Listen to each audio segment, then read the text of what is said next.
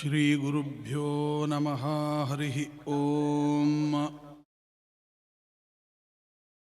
ಜನ್ಮಾದ್ಯಃ ಸಹಿತೋನ್ಮಯಾತ್ ಇತರತಶ್ಚ ಅರ್ಥೇಷ್ವಭಿಘ್ನೇಶ್ವರಾಟ್ ತೇನೇ ಬ್ರಹ್ಮಹೃದಾಯ ಆದಿಕವಯೇ ಮುಹ್ಯಂತಿ M ಸೂರಯಃ ತೇಜೋ ವಾರಿಮೃದಾಂ ಯಥಾ ವಿನಿಮಯೋ ಯತ್ರ ತ್ರಿಸರ್ಗೋ ಮೃಷಾ ಧಾಮ್ನಾ ಸ್ವೇನ ಸದಾ ನಿರಸ್ತಕುಹಕಂ ಸತ್ಯಂ ಪರಂ ಧೀಮಹಿ.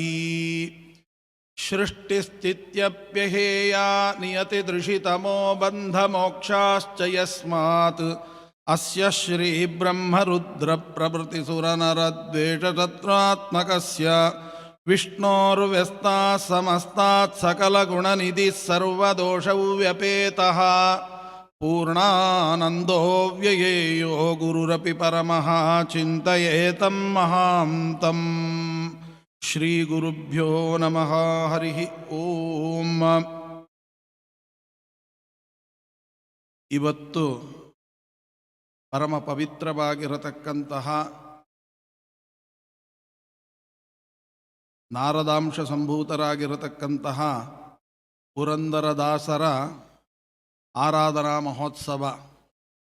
ಅದರ ನಿಮಿತ್ತವಾಗಿ ಭಾಗವತದ ಕೆಲವು ವಿಚಾರಗಳನ್ನು ಒಬ್ಬೊಬ್ಬ ಜ್ಞಾನಿಗಳ ಮುಖಾಂತರದಿಂದ ನಾವು ನಿನ್ನೆಯಿಂದ ಶ್ರವಣ ಮಾಡ್ತಾ ಇದ್ದೇವೆ.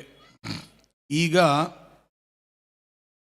ಋಷಭನಾಮಕ ಪರಮಾತ್ಮ ತನ್ನ ಮಕ್ಕಳನ್ನು ಕುರಿತು ಏನು ಉಪದೇಶ ಮಾಡಿದ, ಹಾಗೂ ಭೂಮಿಗೆ ಗಂಗೆ ಹೇಗೆ ಅವತರಿಸಿದಳು, ಭೂಮಿಗೆ ಹೇಗೆ ಬಂದಳು ಅನ್ನುವ ವಿಚಾರವನ್ನು, ಈ ಎರಡು ವಿಚಾರಗಳ ಬಗ್ಗೆ ಇದು 5ನೆಯ ಸ್ಕಂದದಲ್ಲಿ ಬರುವಂತಹ ವಿಚಾರ.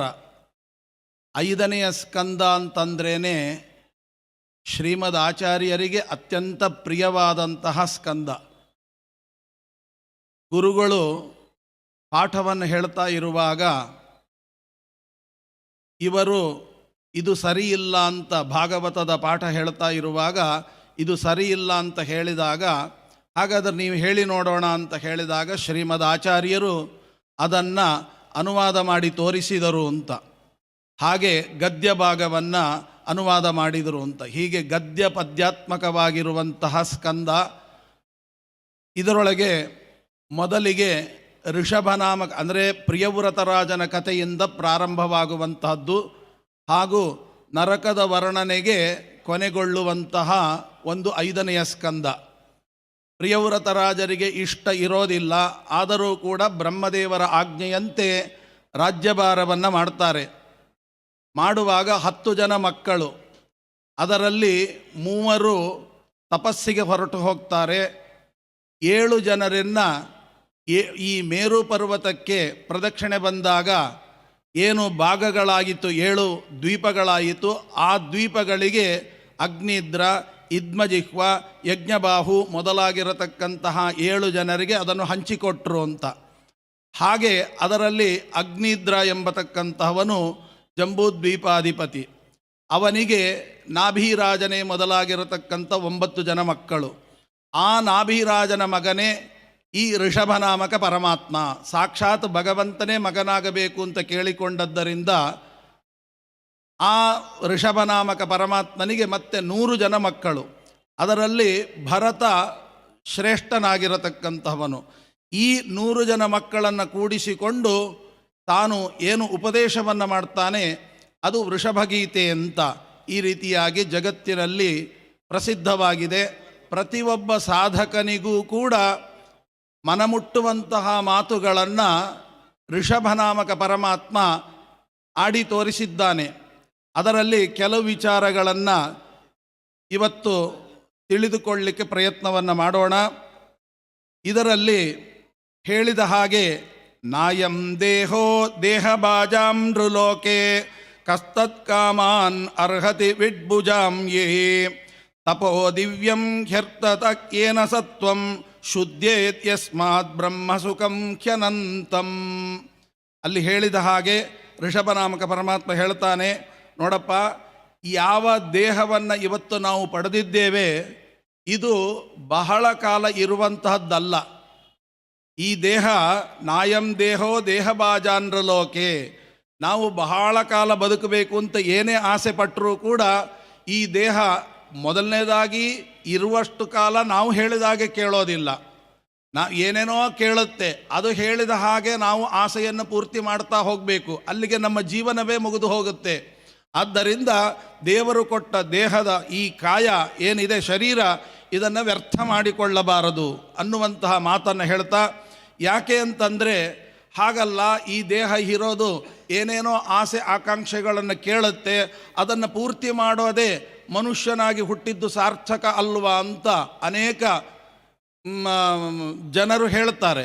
ಆದರೆ ಅದು ತಪ್ಪು ಅಂತನ್ನುವಂತಹ ಮಾತನ್ನು, ಯಾಕೆ ಅಂದರೆ ಕೇವಲ ಸುಖಭೋಗಗಳಿಗೆ ಈ ದೇಹ ಮೀಸಲಾಗಿದ್ದರೆ ಅದನ್ನು ಹೇಳ್ತಾರೆ, ಅಮೇಧ್ಯ ಭಕ್ಷಣವನ್ನು ಮಾಡುವಂತಹ ಹಂದಿನಾಯಿಗಳಿಗೂ ಕೂಡ ದೇಹ ಇದೆ, ಅದು ಕೇವಲ ವಿಷಯ ಸುಖಭೋಗಗಳನ್ನು ಮಾಡಲಿಕ್ಕಾಗಿ ಅದು ಮೀಸಲಾಗಿಟ್ಟಿರ್ತದೆ.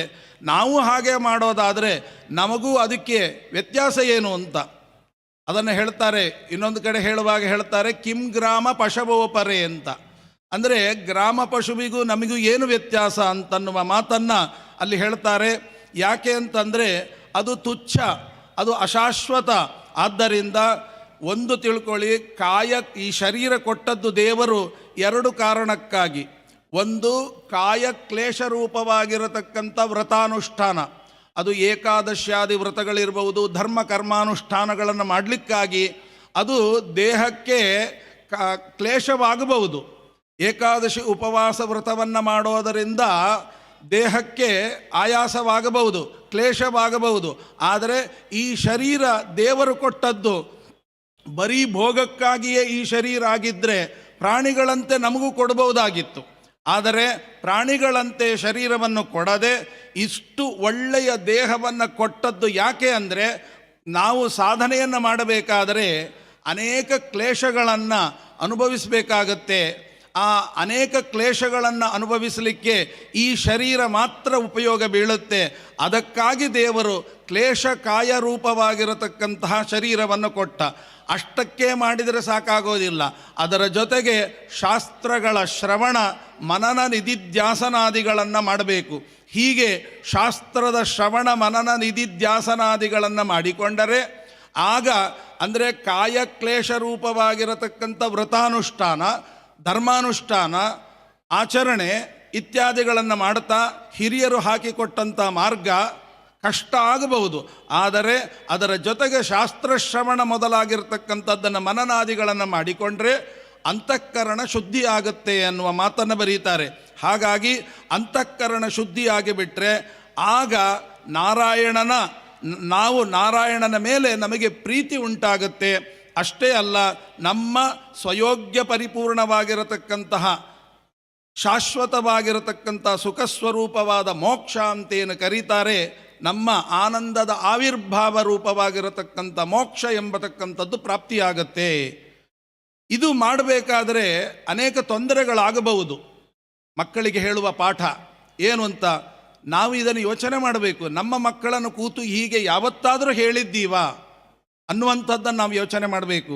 ಮಹತ್ ಸೇವಾಂ ದ್ವಾರಮಾಹುರು ವಿಮುಕ್ತೇ ತಮೋದ್ವಾರಂ ಯೋಷಿತಾಂ ಸಂಗಿ ಸಂಗಂ ಮಹಾಂತಸ್ತೆ ಸಮಚಿತ್ತ ಪ್ರಶಾಂತಾ ವಿಮನ್ಯವ ಸಹೃದ ಸಾಧವೋ ಯೇ. ಅಲ್ಲಿ ಹೇಳುವಾಗ ಹೇಳ್ತಾರೆ, ಮಹತ್ ಸೇವಾಂ, ಈ ಅಂತಃಕರಣ ಶುದ್ಧಿ ಆಗಬೇಕು. ಅಂತಃಕರಣ ಶುದ್ಧಿ ಆಗಬೇಕಾದ್ರೆ ಎರಡು ಕಾರಣಗಳನ್ನು ಹೇಳಿದ್ರಿ. ಒಂದು ಕಾಯಕ್ಲೇಶ, ಅಂದರೆ ಏಕಾದಶಿಯೇ ಮೊದಲಾಗಿರತಕ್ಕಂಥ ಅನೇಕ ವ್ರತ ಧರ್ಮಾನುಷ್ಠಾನಗಳನ್ನು ಮಾಡುತ್ತಾ ಶರೀರಕ್ಕೆ ಕಾಯ ಅಂದರೆ ಈ ಶರೀರ ದುಃಖವಾಗಬೇಕು, ಕಷ್ಟಪಡಬೇಕು. ಅದಾದ ನಂತರ ಶಾಸ್ತ್ರಾದಿಗಳ ಶ್ರವಣ ಮಾಡಬೇಕು. ಇವೆರಡನ್ನ ಕೇವಲ ವ್ರತಾನುಷ್ಠಾನಗಳನ್ನು ಮಾಡುವುದರಿಂದ ಮಾತ್ರ ಈ ಕಾಯ ಶರೀರ ಕ್ಲೇಶಕ್ಕೆ ಕಾರಣ ಆಗೋದಿಲ್ಲ. ಸುಮ್ಮನೆ ಕೂತರೂ ಆಗುತ್ತೆ. ಕೆಲವರು ಆಡಬಾರದನ್ನ ಮಾತುಗಳನ್ನು ಆಡ್ತಾರೆ, ಏನೇನೋ ಚುಚ್ಚು ನುಡಿಗಳನ್ನು ಮಾತನಾಡ್ತಾರೆ, ಅವಮಾನ ಮಾಡ್ತಾರೆ. ಇವೆಲ್ಲವೂ ಕೂಡ ಕ್ಲೇಶಕಾಯ ರೂಪದೊಳಗೆ ಬರುವಂಥದ್ದು. ಜೊತೆಗೆ ನಾವು ಶಾಸ್ತ್ರಾಧ್ಯಯನವನ್ನು ಮಾಡಿ ಅದನ್ನು ಜೀವನದಲ್ಲಿ ಅನುಷ್ಠಾನಕ್ಕೆ ತಂದುಕೊಂಡ್ರೆ ಮಾತ್ರ ಅಂತಃಕರಣ ಶುದ್ಧಿಯಾಗತ್ತೆ. ಆಗ ಅಂತಃಕರಣ ಶುದ್ಧಿ ಆಯಿತು ಅಂತಂದರೆ ಆಗ ಏನಾಗುತ್ತೆ, ಈ ಅಂತಃಕರಣ ಶುದ್ಧಿ ಆಗಬೇಕಾದ್ರೆ ಕಾಯಕ್ಲೇಶ ಮತ್ತು ಶಾಸ್ತ್ರದ ಶ್ರವಣ ಇವೆರಡರ ಮಧ್ಯೆ ಒಂದು ಸಮಸ್ಯೆ ಇದೆ. ಏನದು ಅಂತಂದರೆ, ಇವೆಲ್ಲ ಯಾವಾಗ ಆಗುತ್ತೆ ಅಂತ ಕೇಳಿದಾಗ, ಅಂದರೆ ಈ ಶರೀರ ನಾವು ಸುಖ ಅನುಭವಿಸುವುದಕ್ಕೆ ಅಂತ ತಿಳ್ಕೊಂಡಿದ್ವಿ, ಆದರೆ ಸುಖ ಅನುಭವಿಸುವುದಕ್ಕೆ ಮಾತ್ರ ಅಲ್ಲ, ಮತ್ತು ಶರೀರ ಸಾಧನ ಅನುಷ್ಠಾನಕ್ಕಾಗಿ ಅಂತ ಹೇಳಿದ್ರಿ. ಅದು ಯಾವಾಗ ನಮ್ಗೆ ಅರ್ಥ ಆಗುತ್ತೆ, ಈ ಶರೀರ ಅದಕ್ಕೆ ಯಾವಾಗ ಒಗ್ಗುತ್ತೆ ಅಂತ ಕೇಳಿದಾಗ ಅದಕ್ಕೆ ಹೇಳ್ತಾರೆ ಮಹತ್ ಸೇವಾಂ ದ್ವಾರಮಾಹುರ್ ವಿಮುಕ್ತೇ. ಸಜ್ಜನರನ್ನು ಹುಡುಕಿಕೊಂಡು ಹೋಗಿ ನಾವು ಅವರ ಸೇವೆಯನ್ನು ಮಾಡಬೇಕು. ಯಾಕೆ ಅಂತ ಕೇಳಿದರೆ ಸಜ್ಜನರು ನಮಗೆ ಸಿಗೋದೇ ಇಲ್ವಲ್ಲ. ಯಾಕೆ ಸಿಗೋದಿಲ್ಲ ಅಂತಂದರೆ, ನಾವು ಸಜ್ಜನರಲ್ಲಿ ದೋಷವನ್ನು ಹುಡುಕುವ ದೌರ್ಭಾಗ್ಯ ಎಲ್ಲಿ ತನಕ ಇರುತ್ತೆ ನಮಗೆ ಅದು ದೋಷವಾಗಿ ಕಾಣಬಹುದು. ಆದರೆ ನಾವು ಎಂದೆಂದಿಗೂ ದೋಷವನ್ನು ಎಣಿಸಬಾರ್ದಂತೆ. ದೋಷವನ್ನು ಎಣಿಸದೆ ಇರುವ ಬುದ್ಧಿ ಯಾವಾಗ ನಮಗುಂಟಾಗುತ್ತೆ ಆಗ ಸಜ್ಜನರು ನಮಗೆ ಕಣ್ಣಾರೆ ಸಿಕ್ಬಿಡ್ತಾರಂತೆ. ಸಜ್ಜನರು ಸಿಗಬೇಕಾದ್ರೆ ಮೊದಲು ದೋಷ ಎಣಿಸುವ ದೌರ್ಭಾಗ್ಯವನ್ನು ಬಿಡಬೇಕು ಅಂತ ಹೇಳ್ತಾರೆ. ಅದಕ್ಕೆ ಒಂದು ಕಡೆ ಉದಾಹರಣೆ ಕೊಡ್ತಾರೆ. ಏನು ಅಂತಂದರೆ, ಒಬ್ಬ ಬ್ರಾಹ್ಮಣ ಒಂದು ಮನೆಗೆ ಹೋಗ್ತಾನಂತೆ, ರಾಜನ ಮನೆಗೆ. ಯಾಕೆ ಅಂತ ಕೇಳಿದರೆ ತನ್ನ ಮಗನಿಗೆ ಉಪನಯನ ಮಾಡಬೇಕು, ಅದಕ್ಕೋಸ್ಕರವಾಗಿ ಸಹಾಯ ಮಾಡಿ ಅಂತ. ಆ ಕತೆ ದೊಡ್ಡದಾಗಿದೆ. ಸಣ್ಣ ವಿಷಯದಲ್ಲಿ ಹೇಳೋದಾದರೆ, ಆವಾಗ ಹಾಲು ಕೊಡ್ತಾರೆ, ಕುಡಿದು ಬಿಡ್ತಾನೆ. ಆಮೇಲೆ ರಾಣಿ ಆ ಕಡೆ ಹೋಗ್ತಾಳೆ, ರಾಜರು ಬರ್ತಾರೆ ಅವ್ರ ಹತ್ರ ಇಸ್ಕೊಳ್ಳಿ ಅಂತ. ಆಗ ಆ ಕಡೆ ಹೋದ ಕೂಡಲೇ ಏನಾಗುತ್ತೆ, ಈ ಬ್ರಾಹ್ಮಣ ಸತ್ತು ಬೀಳ್ತಾನೆ. ಊರವರೆಲ್ಲ ಮಾತಾಡಿಕೊಂಡ್ರು, ಮನೆಗೆ ಬಂದಿರತಕ್ಕಂಥ ಬ್ರಾಹ್ಮಣನಿಗೆ ವಿಷ ಕೊಟ್ಟು ಕೊಂದಳಂತೆ ರಾಣಿ ಅಂತ. ಎಲ್ಲರೂ ಮಾತನಾಡ್ಕೊಳ್ಳುವ ಕಿವಿಗೆ ಬಿದ್ದು ಇವಳಿಗೂ ಬಿತ್ತು. ಏನು ಮಾತನಾಡ್ತಾ ಇದ್ದೀರಿ ಅಂತ ಹೇಳಿದಾಗ, ಇಲ್ಲ ಮನೆಯಲ್ಲಿ ಬಂದ ಬ್ರಾಹ್ಮಣನ ನೀವು ವಿಷ ಕೊಟ್ಟು ಕೊಂದಿದ್ದೀರಂತೆ. ಆವಾಗ ಅವಳಿಗೆ ಗೊತ್ತಿಲ್ಲ, ಓಡಿ ಹೋಗಿ ನೋಡ್ತಾಳೆ, ಹೀಗಾಗಿದೆ. ಕೊನೆಗೆ ಯಮದೂತರು ಬಂದು ತಗೊಂಡು ಹೋಗಬೇಕು ಪಾಪಿಯನ್ನು, ಬ್ರಾಹ್ಮಣನನ್ನು ಕೊಂದ ಪಾಪಿಯನ್ನು ಕರ್ಕೊಂಡು ಹೋಗಬೇಕು. ಯಾರನ್ನು ಅಂತ ನೋಡಿದರೆ ಈ ರಾಣಿಯನ್ನು ಕೇಳಿದರೆ ನಂಗೆ ಗೊತ್ತಿಲ್ಲ, ಹಾಲು ಕೊಟ್ಟವಳು, ಹಾಲು ಮಾರುವವಳು ಬಂದಳು, ಹಾಲು ಕೊಟ್ಟಳು, ನಾನು ಕೊಟ್ಟೆ ಅಂತ. ಆವಾಗ ಹಾಗಾದರೆ ಹಾಲಿನಲ್ಲಿ ವಿಷ ಇದೆ ಅಂತ ನನಗೆ ಗೊತ್ತಿಲ್ಲ. ಸರಿ, ಹಾಗಾದರೆ ಹಾಲು ಕೊಟ್ಟವಳನ್ನ ಹಿಡಿಯೋಣ ಅಂತ ಅಲ್ಲಿಗೆ ಹೋದರೆ ಅವಳು ಹೇಳ್ತಾಳೆ, ನನಗೆ ಗೊತ್ತಿಲ್ಲ, ನಾನು ಗಡಿಗೆಯಲ್ಲಿ ತರ್ತಾ ಇದ್ದೆ, ಅದಕ್ಕೊಂದು ಎಲೆ ಮುಚ್ಚಿದ್ದೆ, ಕೊನೆಗೆ ಅದು ಗಾಳಿಗೆ ಹಾರಿ ಹೋಯಿತು. ಎಲೆ ಮತ್ತೆ ಹಿಡ್ಕೊಂಬರ್ಬೇಕು ಅಂತ ಹಾಲಿನ ಗಡಿಗೆ ಅಲ್ಲೇ ಇಟ್ಟು ಎಲೆ ತಗೊಂಡು ಮುಚ್ಚೋದ್ರೊಳಗೆ ಮೇಲೆ ಹಾವನ್ನು ತಿನ್ನಬೇಕು ಅಂತ ಗರುಡ ಕಚ್ಚಿ ತಗೊಂಡು ಹೋಗ್ತಾ ಇದ್ದರೆ ಅದರ ಬಾಯಿಂದ ವಿಷ ಕಾರಿತು, ಹಾಲಿನೊಳಗೆ ಬಿತ್ತು ಅಂತ. ಆವಾಗ ಹಾಲಿನೊಳಗೆ ಬಿತ್ತು ಅಂತ ಹೇಳಿದಾಗ, ಹಾಗಾದರೆ ನನ್ನ ತಪ್ಪಲ್ಲ, ಎಲೆದು ತಪ್ಪು ಅಂತಾಯಿತು. ಎಲೆಯನ್ನು ಕೇಳಿದರೆ ಗಾಳಿ ಆ ಪಾಟಿ ಬೀಸಿದಾಗ ನಾನು ಹಾರದೇ ಇರಲಿಕ್ಕಾಗುತ್ತೆ, ಆದರೆ ನನ್ನ ತಪ್ಪಲ್ಲ, ಗಾಳಿ ತಪ್ಪು ಅಂತ. ಗಾಳಿನ ಕೇಳಿದರೆ ನಂದೇನು ತಪ್ಪು, ಬೀಸೋದೇ ನನ್ನ ಸ್ವಭಾವ, ವಿಷಕಾರಿದ್ದು ಹಾವು ಅದನ್ನು ಹಿಡೀರಿ ಅಂತ. ಹಾವನ್ನು ಕೇಳಿದರೆ ಗರುಡ ಆ ಪಾಟಿ ಕಚ್ಚಿದರೆ ನಾನು ವಿಷಕಾರದೆ ಅಮೃತ ಕಕ್ಕಲಿಕ್ಕಾಗುತ್ತಾ ಅಂತ, ಅದು ತಪ್ಪಿಸಿಕೊಂಡಿತ್ತು. ಗರುಡನ್ನು ಕೇಳಿದರೆ ದೇವರೇ ನನಗೆ ಅನ್ನ ಕೊಟ್ಟದ್ದು, ಹಾವುಗಳನ್ನು ಅನ್ನವನ್ನಾಗಿ ಸ್ವೀಕಾರ ಮಾಡು ಅಂತ. ದೇವರು ಕೊಟ್ಟ ಅನ್ನ ತಿಂದರೆ ನನಗೆ ಯಾಕೆ ಹಿಡಿತೀರಿ ಅಂತ. ಯಮದೂತರಿಗೆ ಕೂದಲು ಕಿತ್ತುಕೊಳ್ಳುವ ಪ್ರಸಂಗ ಬಂತು. ಹೌದು, ಯಾರನ್ನು ಕರ್ಕೊಂಡು ಹೋಗಬೇಕು ಅಂತ ಬ್ರಹ್ಮದೇವರ ಹತ್ರ ಹೋದ್ರಂತೆ. ಅಯ್ಯೋ, ಇಷ್ಟು ಯಾಕೆ ತಲೆ ಕೆಡಿಸ್ಕೊಳ್ತೀರಿ, ನಿಮಗೇನು ನರಕ ಹಾಕ್ಲಿಕ್ಕೆ ಜನ ಬೇಕಾ? ಹೌದು, ನೋಡಿ ಇವರೆಲ್ಲ ತಪ್ಪಿಸ್ಕೊಂಡ್ರು, ಇವರೆಲ್ಲ ಕಾರಣರೇ, ಆದರೆ ಯಾರೂ ಹಿಡಿಯುವ ಹಾಗಿಲ್ಲ, ಆ ಥರ ಇದೆ, ಯುಕ್ತಿಬದ್ಧವಾಗಿ ಮಾತನಾಡ್ತಾರೆ, ಏನು ಮಾಡಬೇಕು ಅಂತ. ಆಗ ಹೇಳಿದ್ರಂತೆ, ಯೋಚನೆ ಮಾಡಬೇಡಿ, ನಿಮಗೆ ಎಷ್ಟು ಜನ ಬೇಕು, ಎಲ್ಲರೂ ಮಾತಾಡ್ಕೊಂಡ್ರಲ್ಲ, ಅವ್ರನ್ನ ಎತ್ತು ಹಾಕೊಂಬನ್ನಿ ಅಂತ. ಯಾಕೆ ಅಂದರೆ ಇವರು ವಿಷ ಕೊಟ್ಟು ಕೊಂದರು ಅಂತ ವಿಚಾರ ಮಾಡದೆ ಮಾತನಾಡಿದ್ರಲ್ಲ, ಅವರು ಪಾಪಿಗಳು ಅಂತ. ಹಾಗಾಗಿ ಅವತ್ತಿಂದ ಬಂತಂತೆ, ಮಾಡಿದವನ ಪಾಪ ಆಡಿದವನ ಬಾಯಿಯಲ್ಲಿ ಅಂತ. ಆದ್ದರಿಂದ ಯಾವತ್ತಿಗೂ ಕೂಡ ನಾವು ಇನ್ನೊಬ್ಬರ ದೋಷವನ್ನು ಎಣಿಸಬಾರದು.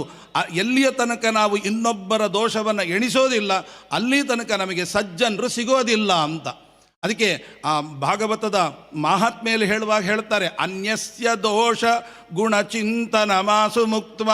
ಯಾವಾಗ ನಾವು ಇನ್ನೊಬ್ಬರ ದೋಷವನ್ನು ಎಣಿಸೋದಿಲ್ಲ, ಅಲ್ಲಿ ತನಕ ಸಜ್ಜನರು ಎಣಿಸೋದನ್ನು ಬಿಡೋದಿಲ್ಲ, ಅಲ್ಲಿ ತನಕ ಸಜ್ಜನರು ನಮಗೆ ಸಿಗೋದಿಲ್ಲ ಅಂತ ಆ ಮಾತನ್ನು ಹೇಳ್ತಾರೆ. ಮಹತ್ ಸೇವಾಂ, ಆ ಸಜ್ಜನರ ಸೇವೆಯನ್ನು ಮಾಡಿದಾಗ ಮಾತ್ರ ನಿಮಗೆ ಸಜ್ಜನರು ಜ್ಞಾನ ಆಗುತ್ತೆ, ಶಾಸ್ತ್ರದ ಜ್ಞಾನ ಆಗುತ್ತೆ.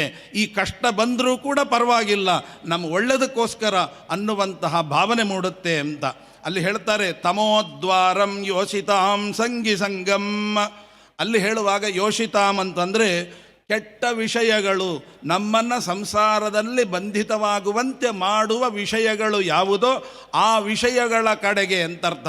ಆದ್ದರಿಂದ ಅದು ಯೋಷಿತಾಂ ಸಂಗಿ ಸಂಗಮ್, ವಿಷಯಗಳಲ್ಲೇ ಆಸಕ್ತಿ ಇದ್ದವನಿಗೆ ಮಾತ್ರ ನರಕ ಅಲ್ಲ, ಅವರ ಸಂಘವನ್ನು ಯಾರು ಮಾಡ್ತಾರೆ ಅವರಿಗೂ ಕೂಡ ಅಂತ. ಇದಕ್ಕೆಲ್ಲ ಬೇರೆ ಬೇರೆ ಅರ್ಥಗಳೇ ಇದೆ, ತುಂಬ ಅರ್ಥಗಳು.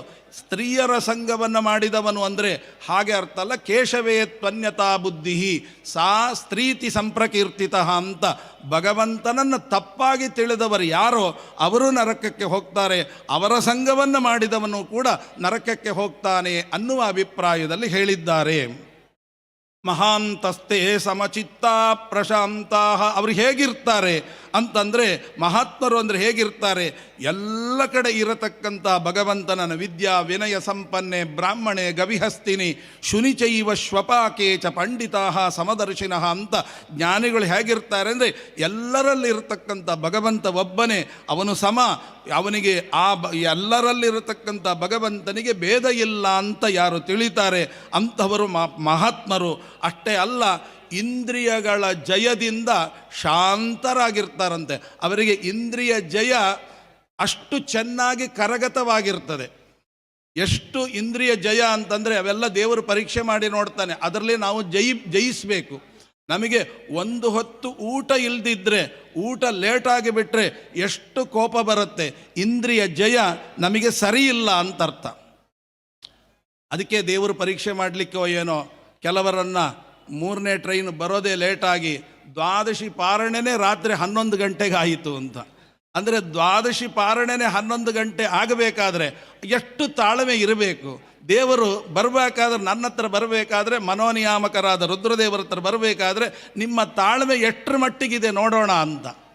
ಇವೆಲ್ಲ ನೋಡುವಾಗ, ಇವೆಲ್ಲ ನಾವು ಬರುವಾಗ ದಾರಿ ಅದ್ಭುತವಾದದ್ದು. ದೇವರು ಏನು ಕರುಣೆ ಅಂತಂದರೆ, ನಮಗೆ ಕಾಣಿಸ್ತದೆ ಇಷ್ಟೆಲ್ಲ ಯಾಕೆ ಕಷ್ಟ ಕೊಟ್ಟ ಅಂತ. ಅದು ಕಷ್ಟ ಅಲ್ಲ, ಅದು ನಮ್ಮಿಂದ ಸಾಧನೆ ಮಾಡಿಸ್ಲಿಕ್ಕಾಗಿ ಭಗವಂತ ಮಾಡಿಸಿದ ತಾಳ್ಮೆ. ನಾವು ಮನೆಯಲ್ಲಾದರೆ ಒಂದು ಹೊತ್ತು ಊಟ ಆದರೆ ಹೆಂಡ್ತಿನ ಎಷ್ಟು ಬೈತೀವಿ, ಏನು ಇನ್ನೂ ರೆಡಿ ಮಾಡಿಲ್ಲ, ಹಸಿವೆ ಆಗುತ್ತೆ, ನೀನು ಊಟ ಬೇಡ ಏನು ಬೇಡ, ನಾನು ಎದ್ಕೊಂಡು ಹೋಗ್ತೀನಿ, ಏನೇನೋ ಮಾತನಾಡ್ತೀವಿ. ಈಗ ಏನು ಮಾಡ್ತೀರಿ ನೋಡೋಣ, ನಾನೂ ಜಗತ್ತಿಗೆ ತಂದೆ ತಾಯಿ, ಇವತ್ತು ನಿಮ್ಮನ್ನು ಉಪವಾಸ ಆಗ್ತೀನಿ, ಆಗ ನೀವು ಬೈತೀರ, ಎಷ್ಟು ಬೈತೀರಿ ನೋಡೋಣ ಅಂತ ತಾಳ್ಮೆ ಪರೀಕ್ಷೆ ಮಾಡಲಿಕ್ಕಾಗಿ ಮಾಡಿದ ದೊಡ್ಡ ಸಾಧನೆ ಇದು. ಆದ್ದರಿಂದ ಯಾರೂ ಈ ರೀತಿಯಾಗಿ ಆಗೋಯ್ತು, ನಮ್ಮ ಯಾತ್ರೆ ಹೀಗಾಯಿತಲ್ಲ ಅಂತ ಬೇಸರ ಪಡ್ಕೋಬೇಡಿ. ದೇವರು ನಮ್ಮಿಂದ ಸಾಧನೆಯನ್ನು ಮಾಡಿಸಿದ. ಉಪವಾಸ ಯಾತ್ರೆ ಮಾಡಬೇಕು ಅಂತಿದೆ. ಉಪವಾಸ ಅಂತಂದರೆ ಇಂದ್ರಿಯಗಳನ್ನು ಹತೋಟಿಯಲ್ಲಿ ಇಟ್ಟುಕೊಳ್ಳೋದು ಹೇಗೆ ಅಂತ ಪ್ರಾಕ್ಟೀಸ್ ಮಾಡಿಸ್ಲಿಕ್ಕೋಸ್ಕರವಾಗಿ ದೇವರು ಕರ್ಕೊಂಡು ಬಂದಂತಹ ಇದು ಮಾರ್ಗವೇ ಹೊರತು ಯಾವತ್ತೂ ಬೇಸರ ಮಾಡ್ಕೋಬಾರ್ದು. ಯಾತ್ರೆಯಲ್ಲಿ ನಾವು ಬೇಸರ ಮಾಡಿಕೊಂಡ್ರೆ ನಮ್ಮ ಯಾತ್ರೆಯ ಫಲವೇ ಹೊರಟು ಹೋಗುತ್ತೆ ಅಂತ. ಇವತ್ತು ನೀವು ತಿಳ್ಕೊಬಹುದು, ಯಾಕಪ್ಪ ಇಷ್ಟು ಕಷ್ಟಪಡಿಸಿದರು ಅಂತ. ನಿಜವಾಗಿಯೂ ಕೇಳಿದಾಗ ರೋಮಾಂಚನವಾಗುತ್ತೆ. ರೈಲಿನಲ್ಲಿ ಕೂತವರಿಗೇನು ಕಲ್ಪನೆ ಬರೋದಿಲ್ಲ. ಹೌದು, ನಮ್ಮನ್ನು 11 ಗಂಟೆಗೆ ರಾತ್ರಿ ಬರಲಿಕ್ಕೆ ಹೇಳಿ ಬೆಳಗಿನ ಜಾವ ನಮ್ಮನ್ನು 8 ಗಂಟೆಗೆ ನಮ್ಮನ್ನು ರೈಲು ಹೊರಡು ಹಾಗೆ ಮಾಡಿಬಿಟ್ರಲ್ಲ, ಯಾಕೆ ಮುಂದೆ ವ್ಯವಸ್ಥೆ ಮಾಡಲಿಲ್ಲ ಅಂತ. ಅವರು ಪಟ್ಟ ಕಷ್ಟ ಇಲ್ಲಿ ನೀವೇನೋ ಕಷ್ಟಪಟ್ರಿ ಅಂತ. ರಾಮಚಂದ್ರಾಚಾರ್ಯ ಇಲ್ಲಿ ನಿದ್ರೆ ಇಲ್ಲ, ಊಟ ಇಲ್ಲ, ಅದೇ ಯೋಚನೆ ಯಾಕೆ ಹೀಗಾಯಿತು ಅಂತ. ಕೊನೆಗೆ ನೀವು ನಂಬಲಿಕ್ಕಿಲ್ಲ, ಅವರು ಮಾಡಿದ ಕೆಲಸ 1 ಗಂಟೆ ಒಳಗೆ ಈ ಥರ ಆಗಿದೆ ಅಂದರೆ ಹಣ ಕಟ್ಟಲಿಲ್ಲ ಅಂತ. ಹಣ ಕಟ್ಟಲಿಲ್ಲ ಅಂತಂದಾಗ ಇವರು ಮಾಡಿದ ಕೆಲಸ ಯಾರಿಗೆ, ಈಗ 68 ಲಕ್ಷ ಇಮಿಡಿಯೇಟ್ ಕಟ್ಟಬೇಕು, ಕಟ್ಟಿದರೆ ರೈಲು ಬಿಡ್ತೇವೆ ಅಂತ. 68 ಲಕ್ಷ ನಮಗೆ ಎಷ್ಟೇ ಪರಿಚಯ ಇದ್ದರು ನೋಡಿ.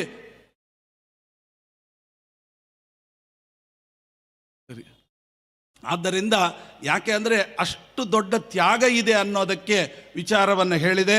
ಮಹತ್ ಸೇವಾಂ ದ್ವಾರಮಾಹುರು ವಿಮುಕ್ತೇ ತಮೋದ್ವಾರಂ ಯೋಷಿತಾಂ ಸಂಗಿ ಸಂಗಂ ಮಹಾಂತಸ್ತೆ ಸಮಚಿತ್ತ ಪ್ರಶಾಂತಾ ವಿಮನ್ಯವ ಸುಹೃದ ಸಾಧವೋಯೇ.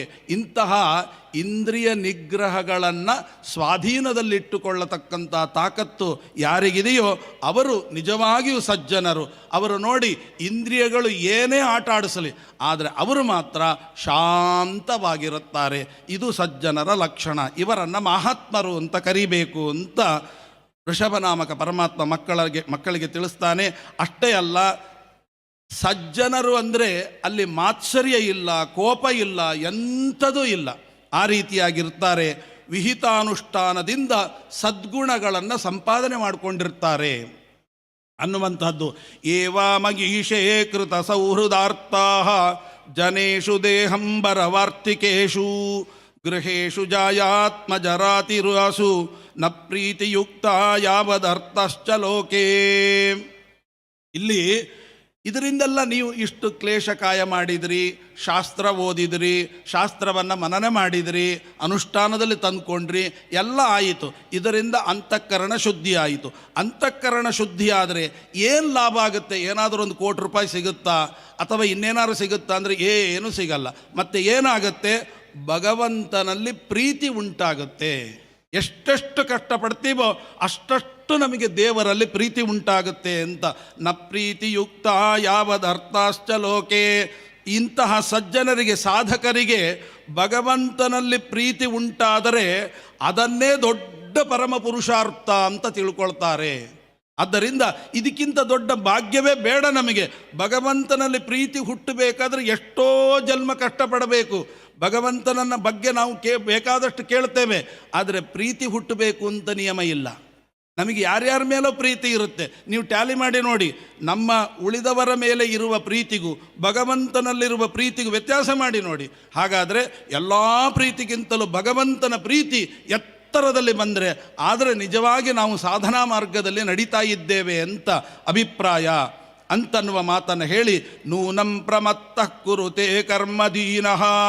ಈ ಜಡದೇಹ ಬಂದ್ಬಿಟ್ಟಿದೆ. ಯಾಕೆ ಬಂದಿದೆ? ಕರ್ಮಾನುಷ್ಠಾನ. ಏನು ಕರ್ಮ ಮಾಡ್ತೀವಿ ಅದರಿಂದ ದೇಹ, ಆ ದೇಹದಿಂದ ಕರ್ಮ ಮಾಡ್ತೀವಿ ಮತ್ತೆ ದೇಹ, ಹೀಗೆ ಕರ್ಮದಿಂದ ದೇಹ, ದೇಹದಿಂದ ಕರ್ಮ, ಹೀಗೆ ಮಾಡ್ತಾ ಮಾಡ್ತಾ ಇದಕ್ಕೆ ಕೊನೆಯೇ ಇಲ್ಲ. ಹಾಗಾದರೆ ಏನು ಮಾಡಬೇಕು? ಕರ್ಮದಿಂದ ಪುನಃ ದೇಹ ಹುಟ್ಟುತ್ತೆ ಅಂತಾದರೆ ಅಂಥ ಕರ್ಮಾದಿಗಳನ್ನು ನಾವು ಮಾಡಲಿಕ್ಕೆ ಹೋಗಬಾರ್ದು. ಕರ್ಮ ಮಾಡದೇ ಇರಲಿಕ್ಕೆ ಸಾಧ್ಯ ಉಂಟಾ ಅಂತ ಕೇಳಿದರೆ ಹೌದು ಅಂತಾರೆ. ಹೇಗೆ ಅಂದರೆ, ಆ ಕರ್ಮ ಮಾಡಿದರೆ ಅದು ಬಂಧಕವಾಗೋದೇ ಅದರ ಸ್ವಭಾವ. ಕರ್ಮದ ಸ್ವಭಾವ ಏನಂದರೆ ಅಂಟೋದೇ ಅದರ ಸ್ವಭಾವ. ಹೇಗೆ ಅಂದರೆ, ಹಲಸಿನ ಹಣ್ಣಿದ್ದಾಗೆ, ಹಲಸಿನ ಹಣ್ಣಿನ ಒಳಗೆ ಅಂಟು ಅದರ ಸ್ವಭಾವ. ಅಂಟು, ಈಗ ಸೀಡ್ಲೆಸ್ ಹಣ್ಣುಗಳು ಬರ್ಬೋದು, ಅಂಟ್ಲೆಸ್ ಹಲಸಿನ ಹಣ್ಣು ಅಂತ ಇನ್ನೂ ತನಕ ಬಂದಿಲ್ಲ. ಯಾಕೆ ಅಂದರೆ ಅಂಟು ಇದ್ದರೇ ಹಲಸಿನ ಹಣ್ಣು ರುಚಿ, ಅಂಟು ಇಲ್ಲದೆ ಹೋದರೆ ಹಲಸಿನ ಹಣ್ಣು ರುಚಿ ಅಲ್ಲ. ಹಾಗೆ ಕರ್ಮಕ್ಕೆ ಅಂಟೋದೇ ಅದರ ಸ್ವಭಾವ. ಹಾಗಾದರೆ ಏನು ಮಾಡಬೇಕು ಅಂದರೆ, ಎಣ್ಣೆ ಹಚ್ಚಿಕೊಂಡು ಹಲಸಿನ ಹಣ್ಣು ಹಚ್ಚಿದರೆ ಆಗ ಅದು ನಮಗೆ ಸುಲಭವಾಗಿ ಹಣ್ಣನ್ನು ಭಕ್ಷಣೆ ಮಾಡಲಿಕ್ಕೆ ಬರುತ್ತೆ. ಹೇಗೋ ಅದನ್ನೇ ದಾಸರು ಹೇಳ್ತಾರೆ. ಹಾಗಾದರೆ ಯಾವ ಎಣ್ಣೆ ಅಂದರೆ, ಕೈಲಾಸ ವಾಸ ಗೌರೀಶ ಈಶ ತೈಲಧಾರೆಯಂತ ಮನಸ್ಸು ಕೊಡು ಹರಿಯಲ್ಲಿ. ಭಗವಂತನಲ್ಲಿ ಮನಸ್ಸೆಂಬುದೇ ತೈಲ.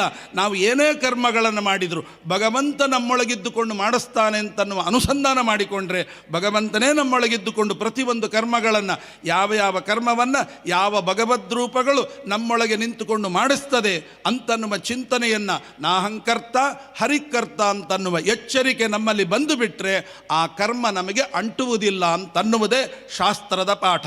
ಅದನ್ನು ಕೇಳಿದರೆ ಪ್ರಯೋಜನ ಇಲ್ಲ, ಜೀವನದಲ್ಲಿ ಅನುಷ್ಠಾನಕ್ಕೆ ಬಂದರೆ ಮಾತ್ರ ಅದನ್ನು ಸಾಧನೆ ಅಂತ ಕರೀತಾರೆ.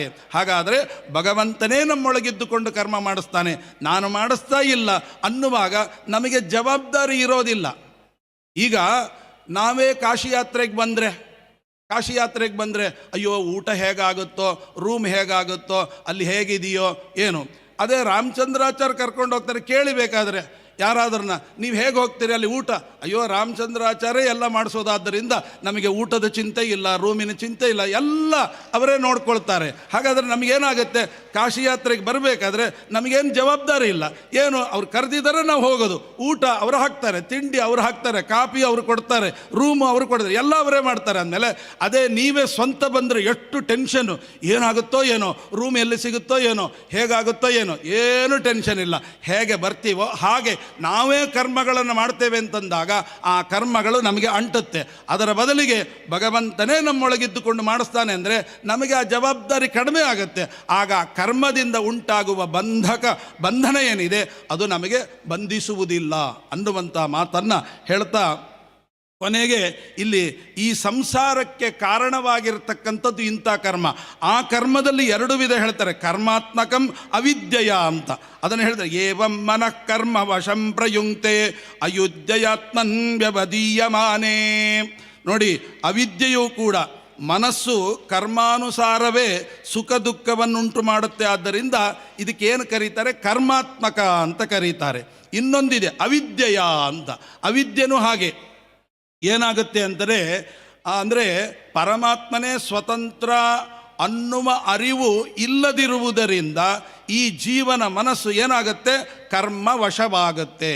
ಭಗವಂತನೇ ಮಾಡಿಸ್ತಾನೆ ಎನ್ನುವ ಅರಿವಿನ ಜೊತೆಗೆ ಕರ್ಮವನ್ನು ಮಾಡಿದರೆ ಅದು ಬಂಧಕವಾಗೋದಿಲ್ಲ. ಹೇಗೆ ಎಣ್ಣೆ ಹಚ್ಚಿಕೊಂಡು ಹಲಸಿನ ಹಣ್ಣು ತೊಳೆ ಬಿಡಿಸಿದರೆ ಹೇಗೆ ಅಂಟುವುದಿಲ್ಲವೋ ಹಾಗೆ ಅಂತ ಉದಾಹರಣೆಯನ್ನು ಕೊಡ್ತಾರೆ. ಇನ್ನು ವಿವೇಕವಿಲ್ಲದೆ ಇರತಕ್ಕಂಥ ಜೀವ ತನಗೆ ಮೋಕ್ಷಕ್ಕೆ ವಿರೋಧಿಯಾಗಿರತಕ್ಕಂಥ ಸಂಸಾರ ಬಂಧಕವಾಗಿರತಕ್ಕಂತಹ ವಿಷಯಾಸಕ್ತಿ, ನಮಗೆ ಅದು ಬೇಕು ಇದು ಬೇಕು ಅಂತೇನು ವಿಷಯಾಸಕ್ತಿ ಇದೆ ಅದನ್ನೇ ಸಾಧನೆ ಅಂತ ತಿಳ್ಕೊಳ್ತಾನೆ. ಅವಿದ್ಯೆಯ ಈಗ ನಾನು ಇಷ್ಟು ಕಷ್ಟಪಟ್ಟೆ, ನಾನು ದುಡಿದದ್ದರಿಂದ ನನಗಿಂಥ ಮನೆ ಸಿಕ್ತು, ಇಂಥ ವಾಹನ ಸಿಕ್ತು, ನಾನು ಹೀಗೆ ಮಜಾ ಮಾಡಲಿಕ್ಕಾಯಿತು. ಅಲ್ಲ, ಯಾವುದು ಅಲ್ಲ. ನಾನು ಗಳಿಸೋದರಿಂದ ಎಲ್ಲ ಆಗತ್ತೆ ಅಂತಾಗಿದ್ದರೆ ಜಗತ್ತಿನಲ್ಲಿ ಎಲ್ಲರೂ ಅವರವರೇ ರಾಜರಾಗ್ತಿದ್ರು. ಅದರಿಂದ ಯಾವುದು ಕೂಡ ಇಲ್ಲ. ಭಗವಂತ ಕೊಟ್ಟರೆ ಉಂಟು, ಇಲ್ಲದಿದ್ದರೆ ಇಲ್ಲ. ನಾವು ಮಾಡ್ತೇವೆ ಅನ್ನೋದು ಮೊದಲಿಗೆ ಹೋಗಬೇಕು ಅಂತ.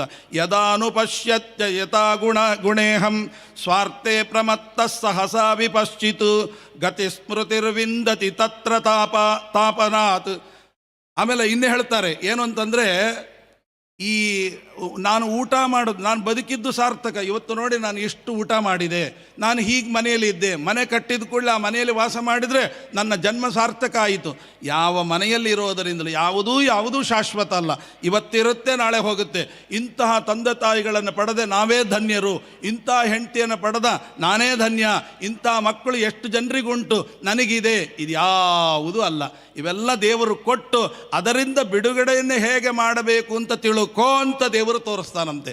ಆದ್ದರಿಂದ ಹರಿಯೇ ಸ್ವತಂತ್ರ ಎಂಬ ಪ್ರಜ್ಞೆ ಇಲ್ಲದಿದ್ದರಿಂದ ಈ ಜೀವನ ಪ್ರತಿಯೊಬ್ಬ ವ್ಯಕ್ತಿಗಳ ಮನಸ್ಸನ್ನು ಸಂಸಾರದ ಕಡೆಗೆ ತಿರುಗಲಿಕ್ಕೆ ಕಾರಣ ಅಂತಂತಾರೆ.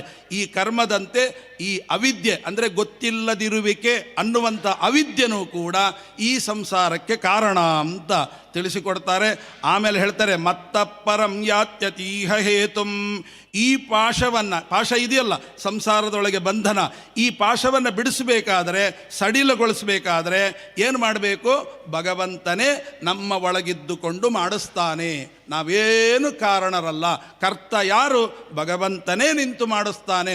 ಗುರುಗಳೇ ನಮ್ಮೊಳಗಿದ್ದುಕೊಂಡು ಭಗವಂತನಿಂದ ಮಾಡಿಸ್ತಾ ಇದ್ದಾನೆ ಅನ್ನುವ ಎಚ್ಚರಿಕೆ ನಮಗೆ ಬಂದು ಬಿಟ್ಟರೆ ಇದ್ಯಾವುದು ಕೂಡ ಈ ಜೀವ ಸಂಸಾರದಲ್ಲಿ ಇದ್ದರೂ ಇಲ್ದ ಹಾಗಿರ್ತಾನಂತೆ. ಸಂಸಾರದಲ್ಲೇ ಇರ್ತೇವೆ ಹೀಗೆ ತಿಳ್ಕೊಂಡು ಕೂಡ ನಾವೇನೋ ಸಂಸಾರ ಬಿಟ್ಟು ಇನ್ನೆಲ್ಲ ಕಾಡಿಗೋಡೆ ಹೋಗ್ತೇವೆ ಅಲ್ಲ, ಸಂಸಾರದಲ್ಲೇ ಇರ್ತೇವೆ. ಆದರೆ ಆ ಸಂಸಾರ ಅಂತನ್ನುವುದು ನಮಗೆ ಬಂಧಕವಾಗೋದಿಲ್ಲ ಅಂತ ಅನ್ನುವ ರೀತಿಯಲ್ಲಿ ಹೇಳ್ತಾರೆ. ಹರೌ ಗುರೌ ಮಯಿ ಭಕ್ತನುವೃತ್ಯ ವಿತೃಷ್ಣಯ ದ್ವಂದ್ವ ತಿತೀಕ್ಷ್ಣಯಾಚ. ಈ ಲಿಂಗದೇಹದಲ್ಲಿ ಮನಸ್ಸು ವಿಷಯಾಸಕ್ತಿ ಪಾಶದಿಂದ ಬದ್ಧವಾಗಿ ಬಿಟ್ಟಿರ್ತದೆ. ಆಗ ಲಿಂಗದೇಹ ಏನಾಗಬೇಕು? ತೊಲಗಬೇಕು, ಅದು ದೂರ ಹೋಗಬೇಕು. ದೂರ ಹೋಗಬೇಕಾದ್ರೆ ನಾವು ಗುರುಗಳಲ್ಲಿ ಯಥಾದೇವೇ ತಥಾ ಗುರುಗಳಲ್ಲಿ ಹಾಗೂ ಭಗವಂತನಲ್ಲಿ ಅವರವರ ಯೋಗ್ಯತಾನುಸಾರವಾದಂತಹ ಭಕ್ತಿಯನ್ನು ನಾವು ಮಾಡಿದರೆ, ಆ ಭಕ್ತಿ ಮಾಡಬೇಕಾದ್ರೆ ಮೊದಲು ಭಕ್ತಿ ಹುಟ್ಟಬೇಕು. ಆ ಭಕ್ತಿ ಹುಟ್ಟೋದೇ ಈ ಯಾವ ಕರ್ಮಾನುಷ್ಠಾನ ಏನು ವ್ರತ ಮೊದಲಾಗಿರತಕ್ಕಂಥ ಕಾಯ ಕ್ಲೇಶ ರೂಪವಾಗಿರತಕ್ಕಂಥ ವ್ರತಾನುಷ್ಠಾನ ಇದೆ ಮತ್ತು ತತ್ವಜ್ಞಾನ ಇದೆ, ಅದು ಒಂದೇ ನಮ್ಮನ್ನು ಈ ಸಂಸಾರದ ತಾಪಗಳಿಂದ ಮುಕ್ತರನ್ನಾಗಿ ಮಾಡುತ್ತೆ. ಹರೌ ಗುರೌ ಮಯಿ ಭಕ್ತನುವೃತ್ಯ ಇದನ್ನೆಲ್ಲ ಹೇಳಿ, ಹಾಗಾದರೆ ಏನು ಮಾಡಬೇಕು? ಕೆಲವರು ಏನು ಗೊತ್ತಾ, ವ್ರತ ನಿಯಮಗಳನ್ನು ಮಾಡಬೇಕು ಅಂತ ಹೇಳಿ ಶನಿವಾರ ಒಪ್ಪತ್ತು ಗುರುವಾರ ಒಪ್ಪತ್ತು ಎಲ್ಲ, ಏಕಾದಶಿ ಮಾತ್ರ ಏನೂ ಇಲ್ಲ, ಅದು ಅಲ್ಲ. ಅದಕ್ಕೆ ಶಾಸ್ತ್ರ ಯಾಕೆ ಬೇಕು? ವ್ರತಾನುಷ್ಠಾನಗಳಿಂದಲೇ ಮೋಕ್ಷ ಪಡಿಬಹುದು ಅಂತಾಗಿದ್ದರೆ ಏನಾಗುತ್ತೆ? ಯಾರೋ ಉಪವಾಸ ಅಂತಾರೆ, ಹಾಗೆ ಉಪವಾಸ ಯಾವುದೂ ಅಲ್ಲ. ಏಕಾದಶಿ ದಿವಸ ಏನೂ ಅದಕ್ಕೆ ಹೇಳ್ತಾರೆ, ಗುರುವಾರ ಒಪ್ಪತ್ತು ಬಿಡಿಬೇಕಾದ್ರೆ ಮಂಗಳವಾರ ಒಪ್ಪತ್ತು ಬಿಡಿ, ಏಕಾದಶಿಯನ್ನು ಕಂಪಲ್ಸರಿಯಾಗಿ ಮಾಡಿ. ಏಕಾದಶಿ ಮಾಡಿದರೆ ಅದು ನಿಜವಾದ ವ್ರತಾನುಷ್ಠಾನ. ಇದೆಲ್ಲ ಗೊತ್ತಾಗಬೇಕಾದರೆ ಶಾಸ್ತ್ರ ಓದಬೇಕು. ಶಾಸ್ತ್ರ ಓದಬೇಕಾದ್ರೆ ಜ್ಞಾನಿಗಳನ್ನು ಹಿಡಿಬೇಕು. ಜ್ಞಾನಿಗಳನ್ನು ನಾವು ಶರಣು ಹೊಂದದ ಹೊರತು ನಮಗೆ, ಅದಕ್ಕೆ ಹೇಳ್ತಾರೆ ಬುಧರ ಪಾದ ನಂಬದೆ, ಜ್ಞಾನಿಗಳನ್ನು ಹಿಡೀರಿ ಅಂತ. ಅವರೂ ಅದನ್ನು ಮಾಡಿ ತೋರಿಸಿದರು, ನಮಗೂ ಅದನ್ನು ತೋರಿಸ್ತಾ ಇದ್ದಾರೆ. ಜ್ಞಾನಿಗಳನ್ನು ಹಿಡೀರಿ. ಆಗ ಈಗ ಒಂದು ವಿಷಯ ಹೇಳ್ತೇನೆ. ರಾಮಚಂದ್ರಾಚಾರ್ಯರು ಇಷ್ಟು ಜನ ಯತಿಗಳನ್ನು ಕರೆಸಿ ಪಂಡಿತರಿಂದ ಉಪನ್ಯಾಸ ಮಾಡಿಸಿ ನಿಮಗೆಲ್ಲ ಕರೆದವರಿಗೆ ರಸದ ಊಟಣವನ್ನು ಮಾಡ್ತಾ ಇದ್ದಾರೆ. ಹೀಗಾದರೆ ಈಗ ನೀವೆಲ್ಲ ಗೊತ್ತಿಲ್ಲ ಅಂತ ಕೇಳ್ತೀರಿ. ಹಾಗಾದರೆ ಸ್ವಾಮಿಗಳಿಗೆ ಗೊತ್ತಿಲ್ಲ ಅಂತ ನಾವು ಹೇಳ್ತಾ ಇದ್ದೀವಾ? ಅಲ್ಲ. ಅಂದರೆ ಅವರ ಸನ್ನಿಧಾನದಲ್ಲಿ ಹೇಳಿದರೆ ಅವರ ಒಳಗಿರತಕ್ಕಂಥ ಭಗವಂತ ಪ್ರೀತನಾಗಿ ಇದರ ಶ್ರವಣದಿಂದ ಏನು ಫಲ ಸಿಗಬೇಕೋ ಅದನ್ನು ಶೀಘ್ರವಾಗಿ ನಮಗೆ ಸಿಗುವಂತೆ ಮಾಡಬೇಕು ಅಂತ ಅನ್ನುವುದಕ್ಕಾಗಿ ಅವರ ಸನ್ನಿಧಾನ ಹೊರತು ಅವರಿಗೆ ಗೊತ್ತಿಲ್ಲ ನಾನು ಹೇಳ್ತೇನೆ ಅಂತನ್ನುವ ಅಭಿಪ್ರಾಯದಿಂದಲ್ಲ. ನಾವು ಕೂಡ ಯಾಕೆ ಅವರ ಸನ್ನಿಧಾನದಲ್ಲಿ ಶ್ರವಣ ಮಾಡಿದರೆ ಅದು ಇನ್ನೂ ಹೆಚ್ಚಿನ ಫಲವನ್ನು ನಮಗೆ ಕೊಡುತ್ತೆ ಅನ್ನುವುದಕ್ಕೋಸ್ಕರವಾಗಿ ಹೀಗೆ ವ್ರತ ಅನುಷ್ಠಾನ, ಧರ್ಮಾನುಷ್ಠಾನ ಇತ್ಯಾದಿ ರೂಪವನ್ನು ಮಾಡುತ್ತಾ ಶರೀರವನ್ನು ಯಾವತ್ತಿಗೂ ಕೂಡ ಕ್ಲೇಶಕ್ಕೆ ಒಳಪಡಿಸಿದರೆ ಆಗ ಲಿಂಗ ಶರೀರ ಸಡಿಲವಾಗುತ್ತಂತೆ. ಅದರಿಂದ ಲಿಂಗ ಶರೀರ ಸಡಿಲವಾದರೆ ನೀವೇನು ಮಾಡಬಹುದು? ಅದರಿಂದ ಕರ್ಮಬಂಧನವನ್ನು ಬಿಡಿಸಬಹುದು ಅಂತ. ಕೊನೆಗೆ ಹಾಗಾದರೆ ನಾವು ಏನೇ ಮಾಡಿದರೂ ಕೂಡ ಒಂದೋ ಆಸೆ ಇರಬೇಕು. ಈಗ ನಾನು ಏನಾದರೂ ಒಂದು ಹೋಳಿಗೆ ಮಾಡ್ಕೊಂಡು ಮನೆಯಲ್ಲಿ ತಿಂದೆ ಅಂದರೆ, ಯಾಕೆ ಹೋಳಿಗೆ ಮಾಡ್ಕೊಂಡು ತಿಂತೀನಿ? ನನಗೆ ಇಷ್ಟ, ಹೋಳಿಗೆ ಅಂದರೆ ತುಂಬ ಇಷ್ಟ, ಆದ್ದರಿಂದ ಇವತ್ತು ಮಾಡಿದೆ ಅಂತ. ಹಾಗಾದರೆ ಇಲ್ಲಿ ಏನು ಮಾಡಬೇಕು? ಯಾವ ಕರ್ಮವನ್ನು ಮಾಡಿದರೂ ಕೂಡ ನಮಗೆ ಇಷ್ಟ ಅಂತ ಮಾಡೋದಲ್ಲ, ಇದು ಭಗವಂತನ ಪೂಜೆ ಅಂತ ತಿಳಿದುಕೊಂಡು ಮಾಡಬೇಕು. ಆ ಅನುಸಂಧಾನ ನಮಗೆ ಪ್ರತಿ ಕ್ಷಣದಲ್ಲೂ ಬರಬೇಕು. ಭಗವಂತನ ಪೂಜೆ ಅಂತ ಹೇಗೆ ಮಾಡೋದು ಅಂತ ಇದನ್ನು ಹೇಳ್ತಾ, ಪಾದಸೇವೆಯನ್ನು ಮಾಡುವ ಮಹಾತ್ಮರ ಸಂಘ ಯಾವತ್ತಿಗೂ ಕೂಡ ಸಜ್ಜನರ ಸಂಘದಿಂದ ಮಾತ್ರ ಭಗವದ್ ಅನುಗ್ರಹವಾಗುತ್ತೆ ಹೊರತು ಸಜ್ಜನರ ಸಂಘ ಇಲ್ಲದಿದ್ದರೆ ಭಗವದ್ ಅನುಗ್ರಹವಾಗೋದಿಲ್ಲ. ಇನ್ನು ಇಷ್ಟು ಹೇಳಿ ಕೊನೆಗೆ ಇದಕ್ಕೇನು ಮಾಡಬೇಕು? ಅಧ್ಯಾತ್ಮ ಶ್ರವಣ ಸದಾ ಇರಬೇಕಂತೆ. ಅಧ್ಯಾತ್ಮ ಯೋಗೇನ ವಿವಕ್ತ ಸೇವಯ ಪ್ರಾಣೇಂದ್ರಿಯಾತ್ಮಾಭಿಜಯೇನ ಸೃಜ್ಯಕ್. ಅಂದರೆ ಯಾವತ್ತಿಗೂ ಕೂಡ ಶಾಸ್ತ್ರದ ಶ್ರವಣ ನಿರಂತರ ಇರಬೇಕು. ವೇದೇಶ ತೀರ್ಥರು ಹೇಳಿದ ಹಾಗೆ ಒಂದು ದಿನ ಶ್ರೀಮದ್ ಆಚಾರ್ಯರ ಶಾಸ್ತ್ರ ಇಲ್ಲ ಅಂದರೆ ಅದನ್ನು ಕರಾಳವಾದ ದಿನ ಅಂತ ತಿಳ್ಕೊ.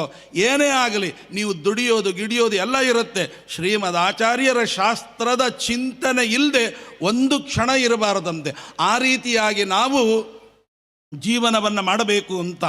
ಆಗ ನೀವು ಶಾಸ್ತ್ರದ ಶ್ರವಣದಲ್ಲಿ ನಿಮ್ಮನ್ನು ನೀವು ನಿರಂತರದಲ್ಲಿ ತೊಡಗಿಸಿಕೊಳ್ಳುವುದರಿಂದ ಏನಾಗುತ್ತೆ ಅಂದರೆ ದುರ್ಜನರ ಸಂಘ ದೂರವಾಗುತ್ತೆ. ಸಚ್ಶ್ರದ್ಧಯ ಬ್ರಹ್ಮಚರ್ಯೇಣ ಶಶ್ವತ್ ಅಸಂಪ್ರಮಾದೇನ ಜಯೇನ ವಾಚಾಂ. ಆವಾಗ ದುರ್ಜನರ ಸಂಘದಿಂದ ದೂರ ಇದ್ದು ಪ್ರಾಣ ಇಂದ್ರಿಯಗಳನ್ನು ನಾವು ಸ್ವಾಧೀನದಲ್ಲಿಟ್ಕೋಬಹುದು, ನಮ್ಮ ಅಧೀನದಲ್ಲಿ ಇಟ್ಟುಕೊಳ್ಳಿಕ್ಕಾಗತ್ತೆ. ಒಳ್ಳೆಯ ಶ್ರದ್ಧೆ, ಬ್ರಹ್ಮಚರ್ಯಗಳು ಇವೆಲ್ಲವೂ ಕೂಡ ಬೇಕು. ಸಾಧಾರಣ ಅನುಷ್ಠಾನದಲ್ಲಿ ಒಂದು ವಿಷಯ ಮುಖ್ಯವಾಗಿರಬೇಕು, ವಿಸ್ಮರಣೆ ಯಾವತ್ತೂ ಒಳ್ಳೆಯದಲ್ಲ. ಮರ್ತು ಹೋಗೋದು, ಬೇರೆ ವಿಷಯಗಳನ್ನು ಮರ್ತು ಹೋಗ್ರಿ, ಲೌಕಿಕದ್ದು, ಶಾಸ್ತ್ರದ ವಿಚಾರ ಮಾತ್ರ ಯಾವತ್ತೂ ಮರಿಬಾರ್ದು. ಎಷ್ಟೋ ಜನ ಹೇಳ್ತಾರೆ, ಆಚಾರ್ಯ ಇದೆಲ್ಲ ಹೇಳಿದ್ರಿ ಗೊತ್ತು, ಇದೆಲ್ಲ ಹಿಂದೆ ಕೇಳಿದ್ವಿ, ಅದು ನೆನಪೇ ಇರಲಿಲ್ಲ, ನೀವು ಹೇಳಿದ್ರಿಂದ ನೆನಪಾಯಿತು. ಹಾಗಿರಬಾರ್ದು. ಕೇಳಿದ್ದು ಸದಾ ಮನನ ಮಾಡಲಿಲ್ಲ ಅಂತ. ನೆನಪಿರಲಿಲ್ಲ ಅಂದರೆ ಮನನ ಮಾಡಲಿಲ್ಲ, ಕೇಳಿದ್ವಿ ಅಲ್ಲೇ ಶ್ರುತಂ ಮಹತಿ ಪಾಪನ ಕೇಳಿದ್ವಿ ಅಲ್ಲೇ ಬಿಟ್ವಿ, ಅದಾಗಬಾರ್ದು. ನಿರಂತರ ಮನನ ಮಾಡ್ತಾ ಇರಬೇಕು. ಅವ್ರು ಏನು ಹೇಳಿದರು. ಯಾಕೆ ಅಂದರೆ ನಾನು ಯಾವಾಗಲೂ ಹೇಳ್ತಾ ಇರ್ತೇನೆ, ಯಾತಕ್ಕೋಸ್ಕರವಾಗಿ ಇಲ್ಲಿ ಕರ್ಕೊಂಬಂದರು? ನಿಮಗೆ ಮೋಕ್ಷವನ್ನೇ ಕೊಟ್ಟು ಬಿಡ್ತೇನೆ ಅಂತ ರಾಮಚಂದ್ರಾಚಾರ್ಯ ಕರ್ಕೊಂಬಂದಿಲ್ಲ. ಮೋಕ್ಷಕ್ಕೆ ಬೇಕಾಗಿರ್ತಕ್ಕಂಥ ಬೀಜ ಕೊಡ್ತೇನಷ್ಟೇ. ಆ ಬೀಜವನ್ನು ನೀವು ಮನೆಯಲ್ಲಿ ತಗೊಂಡೋಗಿ ನಡಬೇಕು.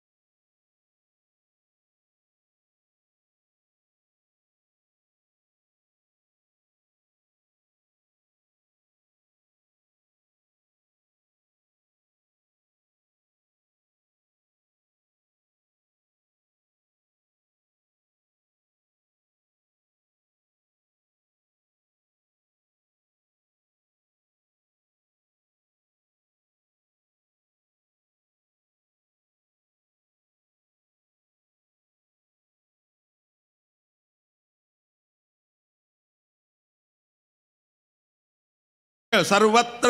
ಅದು ಯಾಕೆ ದೋಷ ಎಣಿಸ್ತೇವೆ? ಅಲ್ಲಿ ದೇವರಿದ್ದಾನೆ ಎಂಬ ಚಿಂತನೆ ನಮಗೆ ಬರ್ತಾ ಇಲ್ಲ. ಅದನ್ನು ಹೇಳ್ತಾರೆ, ಸರ್ವತ್ರ ಮದ್ಭಾವ ವಿಚಕ್ಷಣೇನ ಜ್ಞಾನೇನ ವಿಜ್ಞಾನ ವಿರಾಜಿತೇನ. ಆ ಚಿಂತನೆ ಭಗವಂತ ಸರ್ವೋತ್ತಮ ಅನ್ನುವ ಜ್ಞಾನ ಸದಾ ಇರಬೇಕು.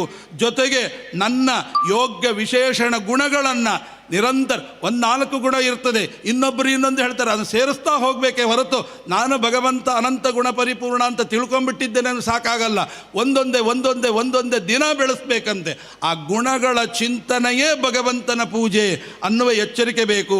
ಇನ್ನೊಂದು ಬಹಳ ಮುಖ್ಯ ಏನು ಅಂದರೆ, ವೈಷ್ಣವ ಸಿದ್ಧಾಂತದಿಂದ ನಾವು ಯಾವತ್ತೂ ದೂರ ಸರಿಬಾರದಂತೆ. ಯಾರ್ಯಾರೋ ನಮಗೆ ಹೇಳ್ತಾರೆ, ಏನೋ ಚಿನ್ಮಯ ಮಿಷನ್ ಅಂತೆ, ಅದಂತೆ ಇದಂತೆ. ಅಲ್ಲಿ ಹೋಗಿ ಕೂತ್ ಕೂಡಲೇ ಅಲ್ಲಿ ಎಷ್ಟು ಚೆನ್ನಾಗಿ ಹೇಳಿದ್ರಿ, ಏನು ಕಷ್ಟವೇ ಇಲ್ಲ, ಸುಲಭವಾಗಿತ್ತು ಅಂತ. ಹಿಂದೆ ಒಬ್ಬ ರಜನಿ ಶರ್ಮಾ ಅಂತಿದ್ದ, ಅವನು ಹಾಗೆ. ಅಲ್ಲಿ ಹೋದವರು ಎಂತೆಂಥ ವ್ಯಕ್ತಿಗಳು, ಘಟಾನುಘಟಿಗರು. ಯಾಕೆಂದರೆ ಅವ್ರು ಹೇಳೋದು ಭಾಳ ಈಸಿಯಾಗಿದೆ ರೀ, ಕೇಳಲಿಕ್ಕೆ ತುಂಬ ಖುಷಿಯಾಗತ್ತೆ, ಅನುಷ್ಠಾನಕ್ಕೂ ಬಹಳ ಸುಲಭ. ಅದಕ್ಕಾಗಿ ನಾವು ಅನುಷ್ಠಾನ ಮಾಡ್ತೇವೆ. ಅಲ್ಲ, ಸುಲಭ ಇದೆ ಅಂತಲ್ಲ, ಒಂದೇ ಒಂದು ಅಂತೆ ಸಿದ್ಧಸ್ತು ಸಿದ್ಧಾಂತ ಮಧ್ವಸ್ಯಾಗಮ ಏವಹಿ. ಅದಕ್ಕೆ ದಾಸರು ಎಚ್ಚರಿಕೆ ಕೊಟ್ಟರು, ಮಧ್ವ ಸಿದ್ಧಾಂತದ ಪದ್ಧತಿ ಬಿಡಬೇಡಿ, ಬಿಟ್ಟು ಕೆಡಬೇಡಿ. ಇದು ಒಂದೇ ದಾರಿ, ಇನ್ಯಾವ ದಾರಿಯೂ ಜಗತ್ತಿನಲ್ಲಿಲ್ಲ. ಅದಕ್ಕೋಸ್ಕರವಾಗಿ ವಿಜಯರಾಯರು ಅದೇ ಮಾತು ಹೇಳ್ತಾರೆ, ಮಧ್ವ ಮತದ ಪೊಂದದವನ ಭಕುತಿಯಾತಕೆ ಊರ್ಧ್ವ ಪುಂಡ್ರ ತಿದ್ದದವನ ಕರ್ಮ ವ್ಯಾತಕೆ. 2 ಇಟ್ಕೊಂಬಿಡಿ, ಮಧ್ವ ಮತವೇ ಮತ, ಅದು ಬಿಟ್ಟರೆ ನಮಗೆ ಮತ್ತೊಂದು ಮತ ಇಲ್ಲ. ಏನಾದರೂ ಉದ್ಧಾರ ಆಗೋದಾದರೆ ಮಧ್ವ ಮತದಿಂದ. ಊರ್ಧ್ವ ಪುಂಡ್ರ ಇಲ್ಲದೆ ಯಾವ ಕರ್ಮವನ್ನು ಮಾಡಬಾರ್ದು. ಊರ್ಧ್ವ ಪುಂಡ್ರ ತಿದ್ದುಕೊಂಡೇ ಇವತ್ತು ನಾವು ಎಷ್ಟು ಮಾಡ್ತೀವಿ ರೀ, ಆದರೂ ನಮಗೆ ಯಾಕೋ ಇದು ಆಗ್ತಾ ಇಲ್ಲ, ಮನಸ್ಸಿಗೆ ಇನ್ನೂ ಹಿಡಿತ ಬರಲಿಲ್ಲ. ಯಾಕೆಂದರೆ ಊರ್ಧ್ವ ಪುಂಡ್ರ ಇಲ್ಲದೆ ಕರ್ಮಾದಿಗಳನ್ನು ಯಾವತ್ತೂ ಮಾಡಬೇಡಿ. ಸ್ನಾನ ಆದ ಕೂಡಲೇ ಮೊದಲು ಊರ್ಧ್ವ ಪುಂಡ್ರ. ಎಲ್ಲಿ ತನಕ ಹೇಳ್ತಾನೆ, ಸ್ನಾನ ಆದ ಕೂಡಲೇ ನೀರಿನಿಂದ ಮೊದಲು ನಾಮ ಹಚ್ಕೊಳ್ಳಿ. ಆಮೇಲೆ ನೀವು ಅಲ್ಲಿ ತನಕ ಆದರೂ ಏನು ಮಾಡುವ ಕರ್ಮಗಳು, ಪಾರಾಯಣ ಎಲ್ಲವೂ ಸದ್ವಿನಿಯೋಗ ಆಗಬೇಕಾದ್ರೆ ಊರ್ಧ್ವ ಪುಂಡ್ರ ಇಲ್ಲದೆ ಯಾವ ಕೆಲಸವನ್ನು ಮಾಡಬಾರ್ದು. ಹಣೆಯಲ್ಲಿ ಸದಾ ಊರ್ಧ್ವ ಪುಂಡ್ರ ಧಾರಣೆ ಆಗಿರಬೇಕು ಅಂತ. ಹೀಗೆ ವೈಷ್ಣವ ಸಿದ್ಧಾಂತದಿಂದ ದೂರ ಸರಿಯುವ ಮಾತೇ ಇಲ್ಲ. ನೀವು ನೋಡಿಬೇಕಾದ್ರೆ ಅನೇಕರು ಶ್ರೀಮದ್ ಆಚಾರ್ಯರ ಹತ್ರ ವಾದ ಮಾಡಿದವರೆಲ್ಲರೂ ಕೂಡ ಬೇರೆ ಮತದವರು ವಾದ ಮಾಡಿ ಶ್ರೀಮದಾಚಾರ್ಯರ ಶಿಷ್ಯರಾಗಿರ್ತಕ್ಕಂಥದ್ದು ಕಾಣ್ತೇವೆ. ಆದರೆ ಮಧ್ವ ಸಿದ್ಧಾಂತವನ್ನು ಓದಿ ಇನ್ನೊಬ್ಬರ ಹತ್ರ ವಾದ ಮಾಡಿ ಸೋತು ಇದು ಸರಿ ಇಲ್ಲ, ನೀವು ಹೇಳ್ತಾ ಇರೋದು ಸರಿ ಅಂತ ಒಬ್ಬರು ಹೋದ ಉದಾಹರಣೆ ಕೊಡಿ ನೋಡೋಣ. ಎಲ್ಲೆಲ್ಲೆಲ್ಲೇ ಹುಡುಕಿದರೂ ಸಿಗೋದಿಲ್ಲ. ಹಾಗಿರುವಾಗ ಇದು ನಿಜವಾದ ಸಿದ್ಧಾಂತ ಅಂತ ಚೆನ್ನಾಗಿ ಸತ್ವಗುಣದಿಂದ ಯುಕ್ತನಾಗಿದ್ದುಕೊಂಡು ಅಹಂಕಾರ ರಹಿತವಾದ ಇಂದ್ರಿಯಗಳಿಂದ ಕೂಡಿಕೊಂಡಿದ್ದರೆ ಆಗ ಲಿಂಗ ಶರೀರ ದೂರವಾಗುತ್ತೆ. ಕರ್ಮಾಶಯಂ ಹೃದಯ ಗ್ರಂಥಿಬಂಧಂ ಅವಿದ್ಯೆಯ ಸಾಧಿತ ಮಪ್ರಮತ್ತಃ. ಇನ್ನು ಹೇಳ್ತಾರೆ, ಲಿಂಗ ಶರೀರವೇ ಮತ್ತೆ ಮತ್ತೆ ಮತ್ತೆ ಮತ್ತೆ ಕರ್ಮಗಳನ್ನು ಮಾಡಿಸುವಂಥದ್ದು. ಸ್ತ್ರೀ ಪುರುಷರ ಅನ್ಯೋನ್ಯ ಆಸಕ್ತಿ ಇರುವುದು ಈ ಲಿಂಗ ಶರೀರದಿಂದಲೇ. ಅಷ್ಟೇ ಅಲ್ಲ, ಪರಮಾತ್ಮನ ವಿಷಯಕವಾದ ಅಜ್ಞಾನ ಏನಿದೆ, ನೀವು ಖಾಲಿ ಸೈಟ್ ಇದ್ದರೆ ಬೆಂಗಳೂರಿನಲ್ಲಿ ನೋಡಿ, ಸುಮ್ಮನೆ ಖಾಲಿ ಯಾವನೋ ಒಬ್ಬನು ಸೇರ್ಕೊಂತ ನಾನು ಒಂದು 10 ವರ್ಷ ಬಿಟ್ಟು ನೋಡಿದರೆ ಅಲ್ಲಿ ಸೈಟೇ ಇರಲ್ಲ. ಆ ಕಡೆವನ್ನು ಸೇರ್ಕೊಂಬಿಡಿ. ಹೀಗೆ ಯಾಕೆ? ಖಾಲಿ ಬಿಟ್ಟರೆ ತೂರ್ಕೊಳ್ತಾರೆ. ಅಲ್ಲಿ ಒಂದು ಮನೆ ಹಾಕಿ ಕೂತ್ರೆ ಯಾರೂ ಬಂದು ಆಕ್ರಮಿಸಿಕೊಳ್ಳುವುದಿಲ್ಲ. ಹಾಗಾಗಿ ನೀವು ಮನಸ್ಸನ್ನು ಖಾಲಿ ಬಿಡಬೇಡಿ, ಭಗವಂತನೇ ಮಾಡಿಸ್ತಾನೆ ಅಂದರೆ ದೈತ್ಯರ ಒಳಗೆ ಪ್ರವೇಶ ಮಾಡೋದಿಲ್ಲ ಅಂತ ಹೇಳ್ತಾರೆ. ಹೀಗೆ ಅನಾದಿ ಕಾಲದಿಂದ ಅಂಟಿಕೊಂಡಿರತಕ್ಕಂತಹ ಈ ಯಾವ ಲಿಂಗದೇಹ ಇದೆ ಅದನ್ನು ಬಿಡುಗಡೆ ಮಾಡುವ ಪ್ರಯತ್ನ ನಮ್ಮಲ್ಲಿ ಇರಬೇಕು ಅಂತ ಅನ್ನೋದನ್ನು ಹೇಳ್ತಾರೆ. ಕೊನೆಗೆ ಲೋಕಸ್ವಯಂ ಶ್ರೇಯಸಿ ನಷ್ಟ ದೃಷ್ಟಿ ಯೋರ್ತಾನ್ ಸಮೇಹೇತ ನಿಕಾಮ ಕಾಮಃ. ಅಲ್ಲಿ ಹೇಳ್ತಾರೆ, ಅಜ್ಞ ಜನತೆಯೇ ತನಗೆ ಶ್ರೇಯಸ್ಸಾಧನವಾಗಿರತಕ್ಕಂತಹ ಯಾವುದು ವಿಷಯ ಅಂತನ್ನೋದು ಮೊದಲು ಅದೇ ಗೊತ್ತಿಲ್ಲ. ನಾವು ಯಾವ ದಾರಿಗೆ ಹೋಗಬೇಕು ಅನ್ನೋದೇ ಮೊದಲು ಡಿಸೈಡ್ ಮಾಡ್ಕೊಳ್ಳೋದೆ. ಹೋಗ್ತಾ ಇದ್ದೀವಿ ರೀ ಅಲ್ಲ, ಒಂದು ಗುರಿ ಇರಬೇಕು. ಇಂತಲ್ಲಿಗೆ ಹೋಗ್ತೇವೆ, ಈ ಕಾರ್ಯಕ್ರಮಕ್ಕೆ ಹೋಗ್ತೇವೆ ಅಂತ ಗುರಿ ಇದ್ದು ಹೊರಡಬೇಕೇ ಹೊರತು ಗುರಿ ಇಲ್ಲದೆ ಹೊರಡಬಾರ್ದು. ಭಗವಂತನ ಪ್ರಸಾದವೇ ನಮಗೆ ಗುರಿ. ಅಂತಃಕರಣ ಶುದ್ಧಿದ್ವಾರ ಭಗವಂತನ ಪ್ರಸಾದ ಇದ್ದರೆ ಮಾತ್ರ ನಾವು ಗುರಿಯನ್ನು ಪಡಿಬಹುದು ಅಂತನ್ನುವ ಎಚ್ಚರಿಕೆ ನಮ್ಮಲ್ಲಿರಬೇಕು. ಅನ್ಯೋನ್ಯ ವೈರಂ ಸುಕಲೇಶ ಹೇತೋ ಅನಂತ ದುಃಖಂಚ ನವೇದ ಮೂಢಾಹ. ಆದ್ದರಿಂದ ಅಲ್ಪ ಸುಖಕ್ಕಾಗಿ ಈ ಅಲ್ಪ ಸುಖ ಸಿಗುವಂತಹ ಪರಸ್ಪರ ವೈರ ಮುಂತಾದವನ್ನು ಮಾಡಿದರೆ ಅಲ್ಪ ಸುಖ ಸಿಗಬಹುದು, ಅದರಿಂದ ಮಹಾಹಾನಿ ಇರುತ್ತೆ. ಆದ್ದರಿಂದ ಯಾವತ್ತೂ ಕೂಡ ಭಗವಂತನ ಚಿಂತನೆಯಿಂದ ವಿಸ್ಮೃತಿ ಎಂಬತಕ್ಕಂಥದ್ದು ಯಾವತ್ತಿಗೂ ಬರಬಾರದು ಅಂತ. ಹಾಗಾಗಿ ಅದನ್ನು ತಿಳಿದಿರುವ ಜ್ಞಾನಿ ಏನು ಮಾಡ್ತಾನೆ, ಈ ಅವಿದ್ಯೆಯ ನಡುವೆ ಸಿಲುಕಿರತಕ್ಕಂಥ ಹಾಳು ಬುದ್ಧಿಯ ಜನರನ್ನು ನೋಡಿ ನಾವೇನು ಮಾಡಬೇಕಂತೆ, ಆ ಅವಿದ್ಯೆಯಿಂದ ಅವರೇನಾದರೂ ದಾರಿ ತಪ್ತಾ ಇದ್ದರೆ ನಿಜವಾದ ಸಾತ್ವಿಕನಾಗಿರತಕ್ಕಂಥ ನೀವು ಹೋಗೋ ದಾರಿ ಸರಿ ಇಲ್ಲ ಬನ್ನಿ ಅಂತ ಹೇಳಿ ಸನ್ಮಾರ್ಗಕ್ಕೆ ಅವ್ರನ್ನ ನಾವು ಕರ್ಕೊಂಬರ್ಬೇಕಂತೆ. ಎಷ್ಟೋ ಜನ ಪಾಪ ಗೊತ್ತಿಲ್ಲ, ಸಾಧಕರಾಗಿದ್ದಾರೆ, ಆದರೆ ಸಾಧನೆ ಹೇಗೆ ಮಾಡಬೇಕು ಅಂತ ಗೊತ್ತಿಲ್ಲ. ಅಂಥವರನ್ನು ನಾವು ಸನ್ಮಾರ್ಗಕ್ಕೆ ಹಚ್ಚಬೇಕಂತೆ. ಶಾಸ್ತ್ರ ಯಾಕೆ ಬೇಕು? ಅಪಾರ್ಥಗಳನ್ನು ಮಾಡಿಕೊಳ್ಳೋದೇ ಜಾಸ್ತಿ. ಅಪಾರ್ಥಗಳನ್ನು ಮಾಡಿಕೊಳ್ಳೋ ಸುಲಭ, ನೀವು ಹೇಳ್ಕೊಡ್ಬೇಕಾಗಿಲ್ಲ, ಅದು ತಂತಾನೇ ಬರುತ್ತೆ. ನಿಜವಾದ ಅಭಿಪ್ರಾಯ ಗೊತ್ತಾಗಬೇಕಾದ್ರೆ ಶಾಸ್ತ್ರ ಬೇಕು ಅಂತನ್ನುವ ಮಾತನ್ನು ಹೇಳ್ತಾರೆ. ಹೀಗೆ ಹೇಳ್ತಾ ಇದಂ ಶರೀರಂ ಮಮ ದುರ್ವಿಭಾವ್ಯಂ ಸತ್ವಂ ಹಿಮೇ ಹೃದಯಂ ಯತ್ರ ಧರ್ಮ. ಅದಕ್ಕೆ ಹೇಳ್ತಾರೆ ಸತ್ವಗುಣವನ್ನೇ ನಾನು ಹೃದಯದಿಂದ ಪ್ರೀತಿಸ್ತೇನೆ. ಯಾರನ್ನೇ ಪ್ರೀತಿಸಿದ್ರು ಅಲ್ಲಿ ಸತ್ವಗುಣ ಇದೆ ಅಂತ ಪ್ರೀತಿ ಮಾಡಬೇಕೇ ಹೊರತು ಸಾತ್ವಿಕವಾದದ್ದನ್ನು ಪ್ರೀತಿ ಮಾಡಬೇಕೇ ಹೊರತು ಸಾತ್ವಿಕವಲ್ಲದೆ ಇದ್ದದ್ದನ್ನು, ಸಾತ್ವಿಕರಲ್ಲದೆ ಇದ್ದವರನ್ನು ನಾವು ಯಾವತ್ತಿಗೂ ಕೂಡ ಪ್ರೀತಿ ಮಾಡಬಾರದು. ಧರ್ಮದ ವೃದ್ಧಿ ಅಲ್ಲಿ ಮಾತ್ರ ಕಂಡು ಬರುತ್ತೆ, ಅಧರ್ಮ ದೂರಕ್ಕೆ ಸರಿತದೆ. ಧರ್ಮ ಹತ್ರ ಬರುತ್ತೆ, ಅಧರ್ಮ ದೂರ ಹೋಗುತ್ತೆ. ಆದ್ದರಿಂದಲೇ ನಾನೇ ಶ್ರೇಷ್ಠ, ಈ ರೀತಿಯಾಗಿ ನಾನು ನಿಮಗೆ ಉಪದೇಶ ಮಾಡ್ತಾ ಇದ್ದೇನೆ, ನನ್ನನ್ನೇ ಸರ್ವೋತ್ತಮ ಅಂತ ಉಪಾಸನೆ ಮಾಡಿ ಅಂತ ಮಕ್ಕಳಿಗೆ ಹೇಳ್ತಾರೆ. ಹೀಗೆ ಮಾಡಿ ಕೊನೆಗೆ ನಿಮ್ಮ ಅಣ್ಣ ಇದ್ದಾರೆ.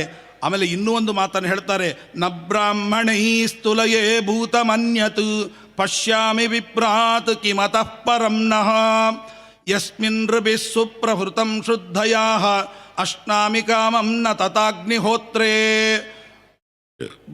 ನೋಡಿ, ಬಹಳ ಅದ್ಭುತವಾದ ಮಾತು. ಬ್ರಾಹ್ಮಣರಿಗೆ ಸಮಾನವಾಗಿರತಕ್ಕಂತಹ ನನ್ನ ಪ್ರತಿಮೆ ಜಗತ್ತಿನಲ್ಲಿ ಇನ್ನೊಂದಿಲ್ಲ. ಬ್ರಾಹ್ಮಣರೇ ನಿಜವಾದ ಪ್ರತಿಮೆ. ಯಾಕಿದನ್ನು ಹೇಳ್ತಾ ಇದ್ದೀನಿ ಅಂದರೆ, ಇಷ್ಟು ಜನ ನಮ್ಮ ಮನೆಗೆ ಕರೆದ್ರೆ ಬರ್ತಾರ? ಯಾರೂ ಬರೋದಿಲ್ಲ. ನಿನ್ನೆ ನೋಡ್ತಾ ಇದ್ದೆ, ಎಷ್ಟು ಪಾಪ ಇಬ್ಬರು ಹೆಂಗಸರ ಎಲೆ ತೆಗೆಯೋದು, ಇದು ಮಾಡೋದು. ಯಾಕೆ ಹೇಳಿದೆ ಅಂದರೆ, ವಾಲಂಟಿಯರ್ ಆಗಿ ನಿಮಗೆ ಆಮಂತ್ರಣ ಕೊಟ್ಟೇ ಬರಬೇಕು ಅಂತ ತಿಳ್ಕೊಳ್ಬೇಡಿ. ಏನು ಕೆಲಸ ಸಿಗುತ್ತೆ, ಒಂದೊಂದು ಎಲೆ ತೆಗೆಯೋದರಿಂದ ಅಶ್ವಮೇಧ ಯಾಗ ಮಾಡಿದ ಫಲ ಬರುತ್ತೆ ಅಂತಂದಾಗ ಏನು ಕೆಲಸಗಳು ಕಾಣುತ್ತೆ ನೋಡಿ ನಾವು ಸುಮ್ಮ ಕೊಡಬಾರ್ದು, ನುಗ್ಗಬೇಕು, ಮಾಡಬೇಕು. ಯಾಕೆ ಅಂದರೆ ಇಷ್ಟು ಜನ ಬ್ರಾಹ್ಮಣರಿಗೆ ಊಟಕ್ಕೆ ಹಾಕಿದ ಪುಣ್ಯ ನಮಗೆ ಒಂದು ಎಲೆ ತೆಗೆಯೋದರಿಂದ ಬರುತ್ತೆ ಅಂತ ಆಗಿದ್ದರೆ ಯಾಕೆ ಅದನ್ನು ಕಳ್ಕೊಳ್ಬೇಕು? ನಮ್ಮ ಮನೆಯಲ್ಲಿ ಈಗ ಇಷ್ಟು ಜನ ಬ್ರಾಹ್ಮಣರು ಕರೆದ್ರೆ ಬರ್ತಾರ? ರಾಮಚಂದ್ರಾಚಾರ್ಯ ಕರೆದ್ರೆ ಬರ್ತಾರೆ, ನಾವು ಕರೆದ್ರೆ ಬರ್ತಾರ? ಬರೋದಿಲ್ಲ. ಇಂಥ ಜನರು ಇಷ್ಟು ಜನ ಸಿಕ್ಕಾಗ ನಾವದನ್ನು ಸದ್ಬಳಕೆ ಮಾಡ್ಕೋಬೇಕೇ ಹೊರತು ಕೆಲಸವನ್ನು ಯಾರೋ ಹೇಳಿದರು, ನಮಗೇನು ಹೇಳಲಿಲ್ಲ ಆದ್ದರಿಂದ ನಾವು ಮಾಡಲಿಲ್ಲ. ಮಾಡಲಿಲ್ಲ ಅಲ್ಲ, ಹುಡುಕೊಂಡು ಮಾಡಬೇಕು. ಏನು ಕೆಲಸ ಇದೆ ಇಲ್ಲಿ ನಡೀತಾ ಇದೆ, ಇದನ್ನು ಮಾಡಿದರೆ ನಮಗೆ ಫಲ ಬರುತ್ತೆ ಅಂತನೋ ಅದಕ್ಕೋಸ್ಕರವಾಗಿ ದೇವರು ಕರೆಸಿದ್ದಾನೆ ಅಂತ ತಿಳಿದುಕೊಂಡು ಮಾಡಿ. ಆಗ ಖಂಡಿತವಾಗಿಯೂ ನಿಮಗೆ ಇಷ್ಟು ಜನ ಬ್ರಾಹ್ಮಣರಿಗೆ ಊಟಕ್ಕೆ ಹಾಕಿದ ಪುಣ್ಯ.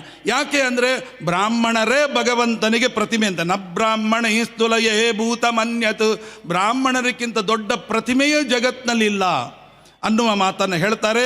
ನೋಡು, ಅಂತಹ ಪ್ರತಿಮೆಗೆ ಶ್ರೇಷ್ಠವಾದ ಜೀವ ಮತ್ತೊಂದನ್ನು ನಾನು ನೋಡಿಲ್ಲ ಅಂತ ಹೇಳ್ತಾನೆ ದೇವರು. ನೋಡಿಲ್ಲ ಅನ್ನೋ ಶಬ್ದಕ್ಕೆ ಅವನೇ ಸೃಷ್ಟಿಕರ್ತ ಅಲ್ವಾ? ಅದರ ಅಭಿಪ್ರಾಯ ಶ್ರೇಷ್ಠವಾದ ಪ್ರತಿಮೆ ನಾನು ಗೊತ್ತಿಲ್ಲ ಅಂತನ್ನುವ ಅಭಿಪ್ರಾಯ. ಅವರ ಮುಖದಲ್ಲಿ ಮಾನವರು ಶ್ರದ್ಧೆಯಿಂದ ಏನು ಹೋಮ ಮಾಡ್ತಾರೆ, ನಾನು ಎಷ್ಟು ಚೆನ್ನಾಗಿ ಉಣ್ತೇನೆ ಅಂತಂದರೆ ಇನ್ನು ಯಾವ ಅಗ್ನಿಹೋತ್ರದಲ್ಲಿ ಹಾಕಿದ ಅನ್ನವನ್ನು ಕೂಡ ಅಷ್ಟು ಶ್ರದ್ಧೆಯಿಂದ ನಾನು ಊಟ ಮಾಡೋದಿಲ್ಲ. ಬ್ರಾಹ್ಮಣರ ಮುಖದಿಂದ ಏನು ಕೊಡ್ತೀರಿ ಅದು ನಿಜವಾದ ದೊಡ್ಡ ಯಜ್ಞ ಅನ್ನುವ ಮಾತನ್ನು ಹೇಳ್ತಾರೆ. ಯಸ್ಮಿನ್ ಋಭಿಸ್ಸು ಪ್ರಹೃತಂ ಶ್ರದ್ಧಯಾ ಅಶ್ನಾಮಿ ಕಾಮಂ ನ ತಥಾ ಅಗ್ನಿಹೋತ್ರೇ. ಅಗ್ನಿಹೋತ್ರಿಯಲ್ಲಿ ಮಾಡಿದರೂ ಕೂಡ ನಮಗೆ ಅಷ್ಟು ಫಲ ಸಿಗೋದಿಲ್ಲ, ಬ್ರಾಹ್ಮಣರ ಮುಖದಿಂದ ಅಂತಹ ಫಲ ಸಿಗುತ್ತೆ. ಹಾಗಾದರೆ ಇವರನ್ನು, ನನ್ನ ರೂಪವನ್ನು ಕಾಣಬೇಕು. ಹೇಗೆ? ಅದಕ್ಕೆ ಹೇಳ್ತಾರೆ, ಶಮೋ ದಮ ಸತ್ಯಂ ಅನುಗ್ರಹಶ್ಚ ತಪಸ್ಥಿತಿಕ್ಷ ಅನುಭವಶ್ಚ ಯತ್ರ. 8 ಗುಣಗಳು ಎಲ್ಲಿದೆ? ಯಾವುದು 8 ಗುಣಗಳು? ಅದಕ್ಕೆ ಹೇಳ್ತಾರೆ ಸತ್ವಗುಣ, ಶಮ, ದಮ, ಸತ್ಯ, ಅನುಗ್ರಹ, ಬುದ್ಧಿ, ತಪಸ್ಸು, ಸಹನೆ ಮತ್ತು ಬ್ರಹ್ಮಜ್ಞಾನ ಅಂತ. ಇಷ್ಟು ತಪಸ್ಥಿತಿಕ್ಷಯಾನುಭವಶ್ಚ ಯತ್ರ. ಈ 8 ಏನಿದೆಯಲ್ಲ, ಈ 8 ಗುಣಗಳು ಎಲ್ಲಿದೆಯೋ ಅದು ನಿಜವಾದ ಬ್ರಾಹ್ಮಣ ಪ್ರತಿಮೆ. ಬ್ರಾಹ್ಮಣ ಅಂದರೆ ಹೀಗೆ ಅಲ್ಲ, ಈ 8 ಗುಣಗಳಿಂದ ತುಂಬಿರಬೇಕು. ಅಂತಹ ಪ್ರತಿಮೆ ನನಗೆ ಸರ್ವಶ್ರೇಷ್ಠವಾದ ಪ್ರತಿಮೆ ಅಂತ ಅನ್ನೋದನ್ನು ಹೇಳ್ತಾರೆ. ಹೀಗೆ ಹೇಳ್ತಾ ಕೊನೆಗೆ ಎಲ್ಲ ಜಂಗಮ ಸ್ಥಾವರ ಜೀವಿಗಳು ಕೂಡ ನನ್ನ ವಾಸಸ್ಥಾನ ಅಂತ ತಿಳಿದುಕೋ. ಆಮೇಲೆ ಯಥಾಯೋಗ್ಯವಾಗಿ ನೀವು ಅವರಿಗೆ ನನ್ನ ಪ್ರತಿಮೆ ಅಂತ ತಿಳಿದುಕೊಂಡು ಉಪಚಾರ ಮಾಡಿ. ಅವರಿಗೆ ಮಾಡುವ ಉಪಚಾರ ನನ್ನ ಪೂಜೆ ಅಂತ ತಿಳ್ಕೊಳ್ಳಿ. ಆಗ ನಿಮಗೇನಾಗುತ್ತೆ, ಅಯ್ಯೋ ಇವರಿಗೆ ಉಪಚಾರ ಮಾಡಬೇಕಲ್ಲ ಅಂತ ಭಾವನೆ ಬರೋದಿಲ್ಲ. ಸಾಕ್ಷಾತ್ ಭಗವಂತ ಇವರ ರೂಪದಿಂದ ಸ್ವೀಕಾರ ಮಾಡ್ತಾನೆ ಅನ್ನುವ ಎಚ್ಚರಿಕೆ ಬರಬೇಕಂತೆ. ಆಮೇಲೆ ಹೇಳ್ತಾರೆ ಸಂಭಾವಿತ ಅವ್ಯಾನಿ ಪದೇ ಪದೇವೋ. ಆದ್ದರಿಂದ ಈ ಯಾವ ನನಗೆ ವಾಸಸ್ಥಾನವಾಗಿದೆ ಅಂತ ತಿಳಿಯುವುದಕ್ಕಿಂತ ದೊಡ್ಡ ಆರಾಧನೆ ಮತ್ತೊಂದಿಲ್ಲ. ಇವೆಲ್ಲರೂ ಕೂಡ ಭಗವಂತನ ಪ್ರತಿಮಾ ಪೂಜೆ ಮಾಡಲಿಕ್ಕಾಗಿ ಭಗವಂತ ನಮಗೆ ಒದಗಿಸಿದ್ದಾನೆ ಅಂತ ತಿಳ್ಕೊಂಡ್ರೇ ದೊಡ್ಡ ಆರಾಧನೆ ಅಂತ ಈ ರೀತಿಯಾಗಿ ಹೇಳಿ, ವಿನಾಪುಮಾನ್ಯೇನ ಮಹಾವಿಮೋಹೇ ಕೃತಂ ತಮಶ್ನಾನ್ ವಿಮೋಕ್ತಮೀಶಃ. ಮನಸ್ಸು ಮಾತುಗಳಿಂದ ಶ್ರವಣ ಮನನ ನಿಧಿಧ್ಯಾಸನ ರೂಪವಾಗಿರತಕ್ಕಂತಹ ಸಾಧನಾನುಷ್ಠಾನವನ್ನು ಮಾಡಿ ಪ್ರೇಮಾಸ್ಪದದಿಂದ ನನ್ನ ಸಾಕ್ಷಾತ್ಕಾರವನ್ನು ಪಡೆಯುವುದೇ ಪರಮ ಸಂತೋಷಕ್ಕೆ ಕಾರಣ. ಆ ಸಾಕ್ಷಾತ್ಕಾರ ಇಲ್ಲದೆ ಜೀವ ನಾನು ಆ ಸಾಕ್ಷಾತ್ಕಾರ ಇಲ್ಲದೆ ಹೋದರೆ ನಾನೂ ನನ್ನದು ಅನ್ನುವುದೇ ತಲೆಯಲ್ಲಿ ತುಂಬಿ ಹೋಗುತ್ತೆ. ಅಂತಹ ಸಂಸಾರ ಬಂಧನ ರೂಪವಾಗಿರತಕ್ಕಂಥ ಯಮಪಾಶದಿಂದ ಬಿಡಿಸಿಕೊಳ್ಳಲಿಕ್ಕೆ ಸಾಧ್ಯ ಇಲ್ಲ ಅನ್ನುವ ಮಾತನ್ನು ಅವರು ಹೇಳ್ತಾರೆ.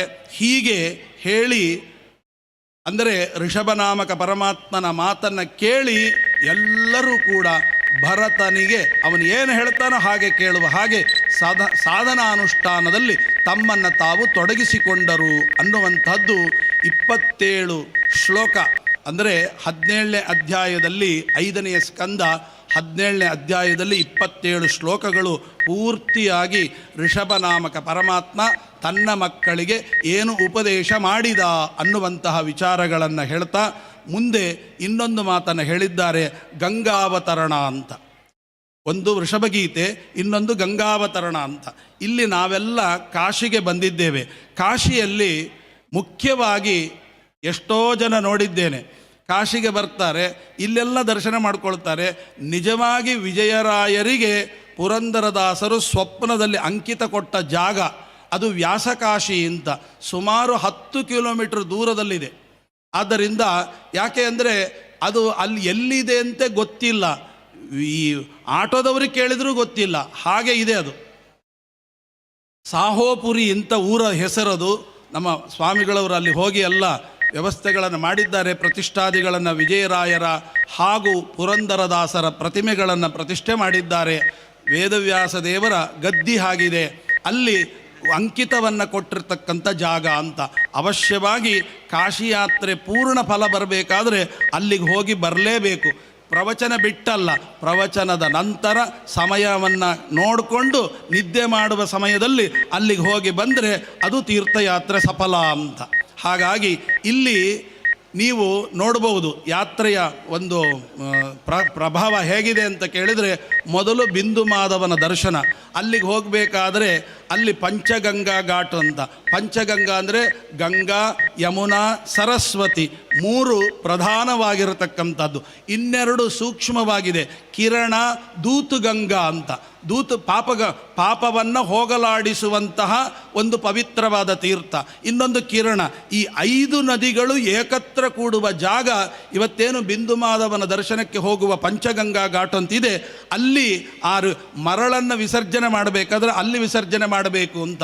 ಹಾಗಾಗಿ ಯಾರಾದರೂ ಮರಳು ತಂದಿದ್ದರೆ, ರಾಮೇಶ್ವರಕ್ಕೆ ಹೋಗಿ ಮರಳು ತಂದಿದ್ದರೆ ಅದನ್ನು ಪಂಚಗಂಗಾ ಘಾಟ್ನಲ್ಲಿ ವಿಸರ್ಜನೆ ಮಾಡಿ ಅಲ್ಲಿಂದ ಬಿಂದು ಮಾಧವನ ದರ್ಶನವನ್ನು ಮಾಡಬೇಕು ಅಂತ. ಮೊದಲಿಗೆ ಇಲ್ಲಿ ಬಂದಾಗ ನಮಗೇನಾಗುತ್ತೆ, ಸಂಕಲ್ಪ ಮಾಡಿಸೋರು ಇರಲ್ಲ. ಆಗ ಏನು ಮಾಡ್ತೇವೆ, ನಮಗೇನು ಬರುತ್ತೆ ಅದೇ ಸಂಕಲ್ಪ ಅಲ್ಲ. ಇಲ್ಲಿ ಮುಖ್ಯವಾಗಿ ಮೇರೋಹೋ ದಕ್ಷಿಣ ದಿಗ್ಭಾಗೆ ಅಂತ, ಮೇರುವಿನ ದಕ್ಷಿಣ ದಿಕ್ಕಿನಲ್ಲಿದೆ ಅನ್ನುವ ಅನುಸಂಧಾನ ಮಾಡ್ಕೋಬೇಕಂತೆ.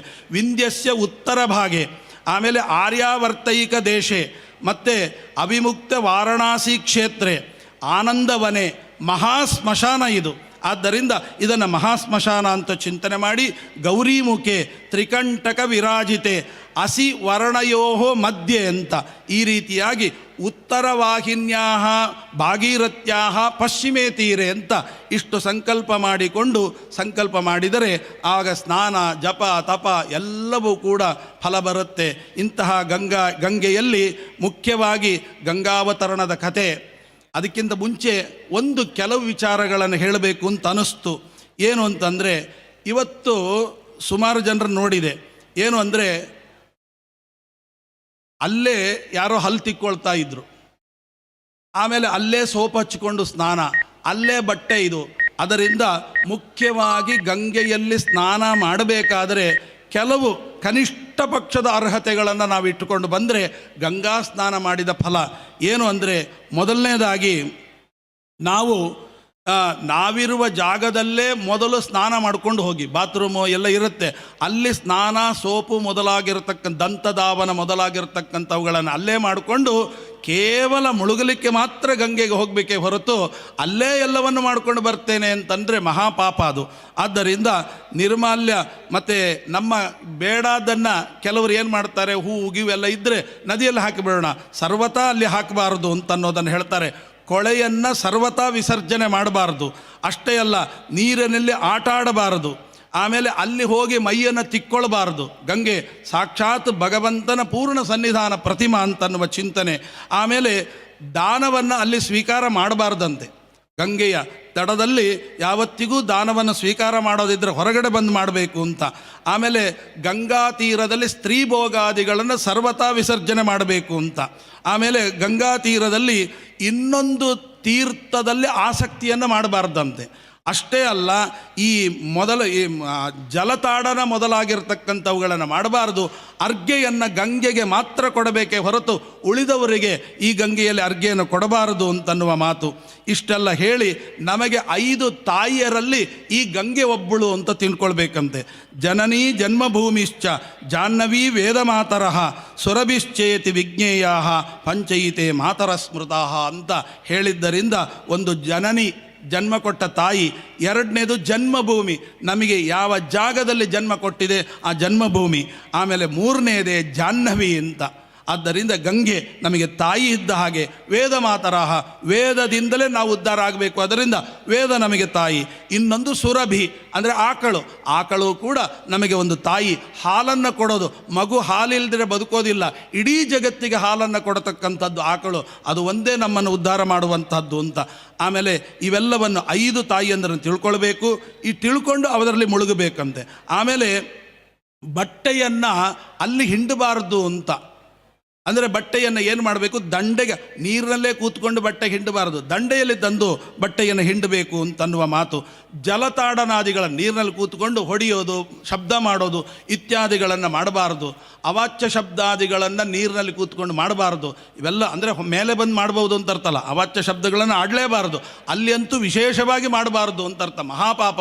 ಇವೆಲ್ಲ ಏನು ಮಾಡುತ್ತೆ, ನಮ್ಮ ಗಂಗಾ ಸ್ನಾನದ ಫಲವನ್ನು ನುಂಗಿಬಿಡುತ್ತೆ.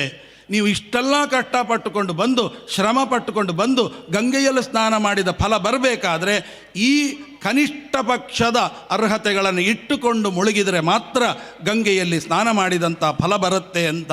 ಆಮೇಲೆ ಈ ಗಂಗೆಗೊಂದು ಹೆಸರಿದೆ, ಏನು ಅಂದರೆ ದಶಪಾಪ ಹರ ಅಂತ. 10 ಪಾಪಗಳನ್ನು ಪರಿಹಾರ ಮಾಡುತ್ತಂತೆ. ಯಾವುದು ಅಂದರೆ ಅನುಮತಿ ಇಲ್ಲದೆ ಇನ್ನೊಬ್ಬರ ವಸ್ತುವನ್ನು ತೆಗೆದುಕೊಳ್ಳುವಂಥದ್ದು, ಅದನ್ನು ಕಳತನ ಅಂತಾರೆ. ಈ ಕಳತನ ಮಾಡಿದ ಪಾಪ ಇದರಲ್ಲಿ ಹೋಗುತ್ತಂತೆ ಸ್ನಾನ ಮಾಡೋದರಿಂದ. ಎರಡನೇದು ಶಾಸ್ತ್ರ ನಿಯಮವನ್ನು ಬಿಟ್ಟು ಹಿಂಸಾದಿಗಳನ್ನು ಮಾಡಿದ ಪಾಪವನ್ನು ಪರಿಹಾರ ಮಾಡುತ್ತಾಳೆ ಈ ಗಂಗಾ. ಮೂರನೇದು ಇನ್ನೊಬ್ಬ ಹೆಣ್ಣಿನ ಬಗ್ಗೆ ಕಾಮ ಉಂಟಾಗುತ್ತೆ, ಆ ದೋಷವನ್ನು ಪರಿಹಾರ ಮಾಡುತ್ತೆ. ಇನ್ನೊಂದು ಹೇಳ್ತಾರೆ, ಏನು ಅಂದರೆ ಕಟುವಾದ ಮಾತನ್ನು ಆಡಿ ಇನ್ನೊಬ್ಬರ ಮನಸ್ಸನ್ನು ನೋಯಿಸಿರ್ತೀವಲ್ವ, ನಾವು ಕಟುವಾದ ಮಾತನ್ನು ಆಡಿದಾಗ ಅವರ ಮನಸ್ಸು ನೋಯಿಸ್ತದೆ. ನೋಯಿಸಬೇಕು ಅಂತ ಮಾಡಿರಲ್ಲ, ಆದ್ದರಿಂದ ನೋವಾಗಿರ್ತದೆ. ಅಂತಹ ದೋಷಗಳು ಈ ಗಂಗೆಯ ಸ್ನಾನದಿಂದ ಪರಿಹಾರವಾಗುತ್ತೆ. ಆಮೇಲೆ ಸುಳ್ಳು ಹೇಳೋದು, ಅಂದರೆ ಗೊತ್ತಿಲ್ಲದೆ ಎಷ್ಟೋ ಸುಳ್ಳು ಆಡಿದಂಥ ಪಾಪಗಳು ನಾವು ಮಾಡಿರ್ತೇವೆ, ಅದನ್ನು ಪರಿಹಾರ ಮಾಡ್ಕೋಬೇಕಾದರೆ ಈ ಗಂಗಾ ಸ್ನಾನದಲ್ಲಿ ಸ್ನಾನ ಮಾಡಬೇಕು. ಇದೆಲ್ಲ ಸಂಕಲ್ಪಪೂರ್ವಕವಾಗಿ. ಆಮೇಲೆ ಚಾಡಿ ಹೇಳೋದು, ಇನ್ನೊಬ್ಬರ ಬಗ್ಗೆ ಚಾಡಿ ಹೇಳತಕ್ಕಂಥದ್ದು ಇದೆಯಲ್ಲ, ಅದು ದೊಡ್ಡ ಪಾಪ. ಆ ಪಾಪವನ್ನು ಇದು ಪರಿಹಾರ ಮಾಡುತ್ತೆ. ಇನ್ನು 7ನೇದು ತನ್ನನ್ನು ತಾನು ಹೊಗಳಿಕೊಳ್ಳೋದು, ನನ್ನಂಥ ದೊಡ್ಡ ವ್ಯಕ್ತಿ ಮತ್ತೊಬ್ಬನಿಲ್ಲ ಅಂತ. ಈ ದೋಷವನ್ನು ಪರಿಹಾರ ಮಾಡುತ್ತೆ ಈ ಗಂಗಾ ಸ್ನಾನ ಅಂತ. ಇನ್ನೊಬ್ಬರ ಸಂಪತ್ತಿನ ಬಗ್ಗೆ ಬಯಕೆ, ನೋಡ್ರಿ ಅವನು ಅಷ್ಟು ಸಂಪಾದನೆ ಮಾಡಿದ್ದಾನೆ, ಸ್ವಲ್ಪ ಕೊಡಬಾರ್ದ ಅಂತ ಇನ್ನೊಬ್ಬರ ಸಂಪತ್ತನ್ನು ಅಪೇಕ್ಷೆ ಪಡುವಂತಹ ದೋಷ ಏನಿದೆ ಅದು ಗಂಗಾ ಸ್ನಾನದಿಂದ ಹೋಗುತ್ತೆ ಅಂತ. ಇನ್ನೊಂದನ್ನು ಹೇಳ್ತಾರೆ, ಏನು ಅಂತಂದರೆ ಇನ್ನೊಬ್ಬರಿಗೆ ಕೆಡುಕನ್ನು ಉಂಟು ಮಾಡೋ ಬಯಸ್ತೀವಲ್ಲ, ಅದು ದೊಡ್ಡ ಪಾಪ. ಕೆಡುಕನ್ನು ಬಯಸಿದರೆ ಮಹಾಪಾಪ, ಅದೂ ಕೂಡ ಈ ಗಂಗೆ ಪರಿಹಾರ ಮಾಡ್ತಾಳೆ. ಇನ್ನು ದುರಾಗ್ರಹ ಯಾವುದು ಮಾಡಬಾರದೋ ಅದರಲ್ಲೇ ದುರಾಗ್ರಹ ಬರುತ್ತೆ, ಆ ದುರಾಗ್ರಹದಂಥ ದೊಡ್ಡ ಪಾಪವನ್ನು ಪರಿಹಾರ ಮಾಡುತ್ತೆ. ಹೀಗೆ ಒಟ್ಟು 10 ಪಾಪಗಳನ್ನು ಪರಿಹಾರ ಮಾಡೋದರಿಂದ ಅಲ್ಲಿ ಬರೀತಾರೆ ಪದ್ಮಪುರಾಣದಲ್ಲಿ, ಏನು ಅಂತಂದರೆ ಅದಕ್ಕೆ ದಶಪಾಪಹರ ಅಂತ. ಇದು ಯಾವತ್ತು ಅಂದರೆ ವಿಶೇಷವಾಗಿ ಹೇಳ್ತಾರೆ ಜ್ಯೇಷ್ಠ ಶುದ್ಧ ದಶಮಿಯ ದಿವಸ ಸ್ನಾನ ಮಾಡಿದರೆ ಇವೆಲ್ಲ ದೋಷ ಪರಿಹಾರ ಆಗುತ್ತೆ ಅಂತನ್ನುವ ಮಾತನ್ನು ಹೇಳಿದ್ದಾರೆ. ಮುಂದೆ ಅಂತಹ ಇಷ್ಟು ಗಂಗೆಯ ಹಿನ್ನೆಲೆಯನ್ನು ತಿಳಿದುಕೊಂಡು ನಾವು ಮಾತನಾಡುವುದಾದರೆ ಇಲ್ಲಿ ಮುಖ್ಯವಾಗಿ ಇನ್ನೂ ಒಂದು ವಿಷಯಗಳನ್ನು ಹೇಳ್ತೇನೆ. ಏನು ಅಂದರೆ ಮೂತ್ರಂ ವಾತ ಪುರೀಶಂ ವಾ ಗಂಗಾ ತೀರೆ ಕರೋತಿಹ ಅಂತ ಪ್ರಮಾಣ ಹೇಳುತ್ತೆ. ಏನು ಅಂತಂದರೆ ಮೂತ್ರ ವಿಸರ್ಜನೆಯನ್ನು ಗಂಗೆಯಲ್ಲಿ ಯಾವತ್ತೂ ಮಾಡಬಾರ್ದು, ಮಲ ವಿಸರ್ಜನೆಯನ್ನು ಎಂದೂ ಮಾಡಬಾರ್ದು. ಅಷ್ಟೇ ಅಲ್ಲ, ನೀರನ್ನು ಬಾಯಲ್ಲಿ ಹಾಕ್ಕೊಂಡು ಉಗುಳಬಾರ್ದಂತೆ ಗಂಗೆಯಲ್ಲಿ, ಅಷ್ಟು ಎಚ್ಚರಿಕೆ ವಹಿಸಬೇಕು. ಆಮೇಲೆ ಕಫ ಹೊರಗೆ ಹಾಕಬಾರ್ದಂತೆ, ನೀರಿನಲ್ಲಿ ಮುಳುಗ್ತಾ ಇದ್ದೀವಿ ಕಫ ಬಂತು ಇಲ್ಲೇ ಉಗುಳಿ ಬಿಡೋಣ, ಸರ್ವತಾ ಇಲ್ಲ, ಮೇಲೆ ಹೋಗಿಯೇ ಮಾಡಬೇಕು. ಆಮೇಲೆ ಕಣ್ಣೀರು ಆ ಗಂಗೆಗೆ ಸೇರಬಾರ್ದಂತೆ, ನಮ್ಮ ಕಣ್ಣೀರು ಮಹಾಪಾಪ ಅಂತಂದಿದ್ದಾರೆ. ಆಮೇಲೆ ಕೊಳೆಗಳನ್ನು ಗಂಗೆಯಲ್ಲಿ ಎಸೆಯುವುದು, ಅಲ್ಲಿ ಕಂಡ್ರೆ ನಾವೇ ತೆಗೆದು ಹೊರಗೆ ಹಾಕಬೇಕಂತೆ, ಅಂತಹ ಪವಿತ್ರವಾದದ್ದು ಅಂತ. ಆಮೇಲೆ ಉಟ್ಟ ಬಟ್ಟೆಯ ನೀರನ್ನು ಹಿಂಡಬಾರ್ದಲ್ಲಿ, ಮೇಲೆ ಬಂದೇ ಹಿಂಡಬೇಕು. ಆಮೇಲೆ ಹಲ್ಲು ಉಜ್ಜೋದು ಎಲ್ಲ ಆಗಲೇ ಹೇಳಿದ ಹಾಗೆ. ಇದಿಷ್ಟು ಏನಿದೆ ಪಾಪಗಳನ್ನು ಅಲ್ಲಿ ಮಾಡಿದರೆ ಅಲ್ಲಿ ಏನು ಫಲ ಅಂತ ಹೇಳಿಬಿಟ್ರೆ, ನೀವು ಗಂಗಾ ಸ್ನಾನದಿಂದ ಬರುವ ಫಲವನ್ನು ಸಂಪೂರ್ಣ ನಾಶ ಮಾಡಿ ಹಾಕಿಬಿಡುತ್ತದೆ. ಆದ್ದರಿಂದ ಇದನ್ನು ಕಡ್ಡಾಯವಾಗಿ ಮನಸ್ಸಿನಲ್ಲಿಟ್ಟುಕೊಂಡು ಗಂಗಾ ಸ್ನಾನವನ್ನು ಮಾಡತಕ್ಕಂತಹದ್ದು ಬಹಳ ಶ್ರೇಷ್ಠ ಅನ್ನುವ ಚಿಂತನೆಯನ್ನು ಮಾಡ್ತಾ, ಗಂಗಾವತರಣದ ಬಗ್ಗೆ ಬಹಳ ಹೇಳಲಿಕ್ಕಿಲ್ಲ, ಸ್ವಲ್ಪ ಹೇಳೋದಾದರೆ ತತ್ರ ಭಗವತಃ ಸಾಕ್ಷಾತ್ ಯಜ್ಞಲಿಂಗಸ್ಯ ವಿಷ್ಣೋರ್ವಿಕ್ರಮತಃ ವಾಮಪಾದಾಂಗುಷ್ಟಕ ನಿರ್ಭಿಣ್ಣ ಊರ್ಧ್ವಾಂಡಕಟ ವಿವರೇಣಾಂತ ಪ್ರವಿಷ್ಟಯ ಬಾಹ್ಯ ಜಲಧಾರ.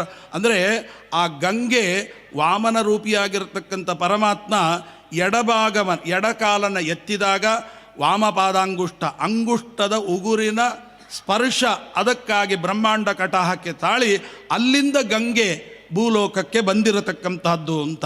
ಅದು ಬಂದು ಏನು ಮಾಡಬೇಕು ಅಂತಂದರೆ ಆ ಪರಮಾತ್ಮನ ಪಾದವನ್ನು ಕೆಳಗೆ ಏನು ಕೇಸರ ಮೊದಲಾಗಿರ್ತಕ್ಕಂಥದ್ದು ಅಂಟಿರ್ತದೆ ಅದನ್ನು ತೊಳ್ಕೊಂಡು ಬಂತಂತೆ. ಅಂದರೆ ಅದನ್ನು ಬ್ರಹ್ಮದೇವರು ಕಮಂಡಲುವಿನಲ್ಲಿ ಹಿಡಿದು ಪರಮಾತ್ಮನ ಪಾದವನ್ನು ಪ್ರಕ್ಷಾಲನೆ ಮಾಡಿದರು. ಆಗ ಅದು ಇನ್ನೂ ಪವಿತ್ರವಾಯಿತು. ಯಾವಾಗ ಪರಮಾತ್ಮನ ಪಾದವನ್ನು ಸ್ಪರ್ಶ ಮಾಡಿತೋ ಆಗ ಅದಕ್ಕೆ ವಿಷ್ಣುಪದಿ ಅಂತ. ವಿಷ್ಣುಪದಿ ಅಂದರೆ ಸನ್ನಿಧಾನ ಇದೆ, ಆದ್ದರಿಂದ ವಿಷ್ಣುಪದಿ ಅಂತ ಕರೀತೇವೆ. ಇವಳದು ಹಾಗಲ್ಲ, ಸಂಪೂರ್ಣ ಪರಮಾತ್ಮನ ಪಾದವನ್ನು ತೊಳೆದವಳೆ ಅಂತ. ಅಂತಹ ಪರಮ ಪವಿತ್ರವಾಗಿರತಕ್ಕಂತಹದ್ದು ಗಂಗೆ. ಸ್ಮರಣೆ ಮಾಡಿದರೇ ಪಾಪ ಪರಿಹಾರ ಆಗುತ್ತೆ ಅಂತ ಸತ್ಯಧರ್ಮತೀರ್ಥ ಶ್ರೀಪಾದಂಗಳವರು ಒಂದು ಗಂಗಾಲಹರಿ ಅಂತ ಬರೀತಾರೆ. ಅದರೊಳಗೆ ಒಂದು ಮಾತು ಬರೀತಾರೆ, ಎಷ್ಟು ಅದ್ಭುತ ಅಂದರೆ, ಅವರು ಬರೀತಾರೆ, ಗಂಗೆ ನಿನ್ನ ಹತ್ರ ನಾನು ಬಂದಿದ್ದೇನೆ, ನೀನು ಅನ್ಬಹುದು ನಾನು ಎಂಥ ಪಾಪಿ ಅಂದರೆ ಈ ಗಂಗೆಯನ್ನು ಮುಟ್ಟುವ ಅಧಿಕಾರವೂ ನನಗಿಲ್ಲ, ಗಂಗೆಯಲ್ಲಿ ಸ್ನಾನ ಮಾಡೋದಲ್ಲ ಮುಟ್ಟೋ ಅಧಿಕಾರವಿಲ್ಲ, ಅಂಥ ಪಾಪಿ. ಆದ್ದರಿಂದನೇ ಆಗ ನೀ ಕೇಳಬಹುದು ಏನಂತ, ಅಂತಹ ಪಾಪಿಯಾಗಿದ್ದರೆ ಮುಟ್ಟುವ ಅಧಿಕಾರ ಇಲ್ಲ ಅಂತಂದರೆ ಬಂದು ಯಾಕೆ ಹೋಗು ಅಂತ ನೀನು ಹೇಳಬಹುದು. ಮತ್ತು ನಾನು ಯಾಕೆ ಬಂದಿದ್ದೀನಿ ಅಂದರೆ ಗಂಗೆಯನ್ನು ಮುಟ್ಟುವ ಅಧಿಕಾರ ನನಗೆ ಇಲ್ಲದೆ ಇರಬಹುದು, ಆದರೆ ನಾನು ಯಾಕೆ ಬಂದೆ ಅಂದರೆ ನೀನು ಮುಟ್ಲಿಕ್ಕೆ ಅಧಿಕಾರ ಇಲ್ಲ, ಹೋಗು ಅಂತ ನೀನು ನನ್ನನ್ನು ಬೈತಿಯಲ್ಲ, ಆ ಹೋಗು ಅಂತ ಅನ್ನೋದರಿಂದ ನಾನು ಶುದ್ಧಿ ಆಗ್ತೇನೆ. ನೀನು ಗಂಗೆಯನ್ನು ಮುಟ್ಟುವ ಅಧಿಕಾರ ಇಲ್ಲ ಹೋಗು ಅಂತ ಹೇಳೋದರಿಂದಲೇ ನಾನು ಶುದ್ಧಿ ಆಗ್ತೇನೆ, ಅದನ್ನು ಹೇಳಿಸ್ಕೊಳ್ಳಿಕ್ಕೆ ಬಂದಿದ್ದೇನೆ ಅಂತ. ಅಂದರೆ ಇದರ ಅಭಿಪ್ರಾಯ ಆ ಗಂಗೆಯನ್ನು ಸ್ಮರಣೆ ಮಾಡಿದ್ರೇ ಪಾಪ ಪರಿಹಾರ ಆಗುತ್ತೆ ಅಂತನ್ನುವ ಮಾತನ್ನು ನಮಗೆ ಹೇಳ್ತಾರೆ. ಇಲ್ಲಿ ಸಾಕ್ಷಾತ್ ಭಗವಂತನ ಪಾದತೀರ್ಥವೆಂಬ ಕಾರಣದಿಂದ ಅವಳು ವಿಷ್ಣುಪದಿ ಅಂತ ಕರೆಸಿಕೊಂಡಳೆ ಹೊರತು ಭಗವಂತನ ಪ್ರತಿಮೆಯ ಪಾದದ ತೀರ್ಥ, ಪ್ರತಿಮೆಗೆ ಅಭಿಷೇಕ ಮಾಡಿದ್ದರಿಂದ ಇದು ವಿಷ್ಣು ತೀರ್ಥ ಅಂತ ಆಯಿತು ಅಂತ ಅಲ್ಲ ಅಂತ ಅದನ್ನು ಬರೀತಾರೆ. ದಿವೋ ಮೂರ್ಧನ್ಯವತಾರ ಯದ್ದತ್ ವಿಷ್ಣು ಪದಮಾಹುಹು ಅಂತ. ಆದ್ದರಿಂದ ಇವಳನ್ನು ಏನು ಅಂದರೆ ಇದು ಅಂತರಿಕ್ಷದ ತುದಿಯಲ್ಲಿರ್ತಕ್ಕಂತಹ ಶಿಂಶುಮಾರ ಲೋಕದಲ್ಲಿ ಇದು ಪ್ರಕಟವಾಯಿತಂತೆ.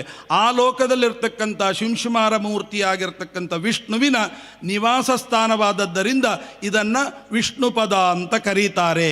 ಯತ್ರ ಹವಾವ ವೀರವ್ರತ ಔತ್ತಾನಪಾದಿಹಿ ಅಂದರೆ ಶಿಂಶುಮಾರ ಲೋಕದಲ್ಲಿರ್ತಕ್ಕಂತಹ ಧ್ರುವರಾಜರು, ಮಹಾಭಾಗವತೋತ್ತಮರಾಗಿರ್ತಕ್ಕಂಥ ಧ್ರುವರಾಜರು ಈ ವಿಷ್ಣುಪದ ಜಲವನ್ನು, ಗಂಗೆಯನ್ನು ಏನು ಮಾಡ್ತಾರೆ, ನಮ್ಮ ಕುಲದೇವತೆಯಾದ ವಿಷ್ಣುವಿನ ಪಾದಕಮಲ ತೀರ್ಥ ಅಂತ ತಿಳಿದುಕೊಂಡು ಪ್ರತಿನಿತ್ಯ ಹೆಚ್ಚುತ್ತಿರುವಂತಹ ಯಾವ ಭಕ್ತಿಯೋಗ ಇದೆ ಆ ಭಕ್ತಿಯೋಗದಿಂದ ಒಳಗಿನ ಹೃದಯ ಪೂರ್ಣವಾಗಿ ಕರಗುತ್ತಾ ಇದ್ದಂತೆ ಇವತ್ತಿಗೂ ಕೂಡ 3 ಹೊತ್ತು ಪರಮಾದರದಿಂದ ತಲೆಯಲ್ಲಿ ಧರಿಸ್ತಾರೆ ಧ್ರುವರಾಜರು. ಅಂತಹ ಪರಮ ಪವಿತ್ರವಾದ ಗಂಗೆ.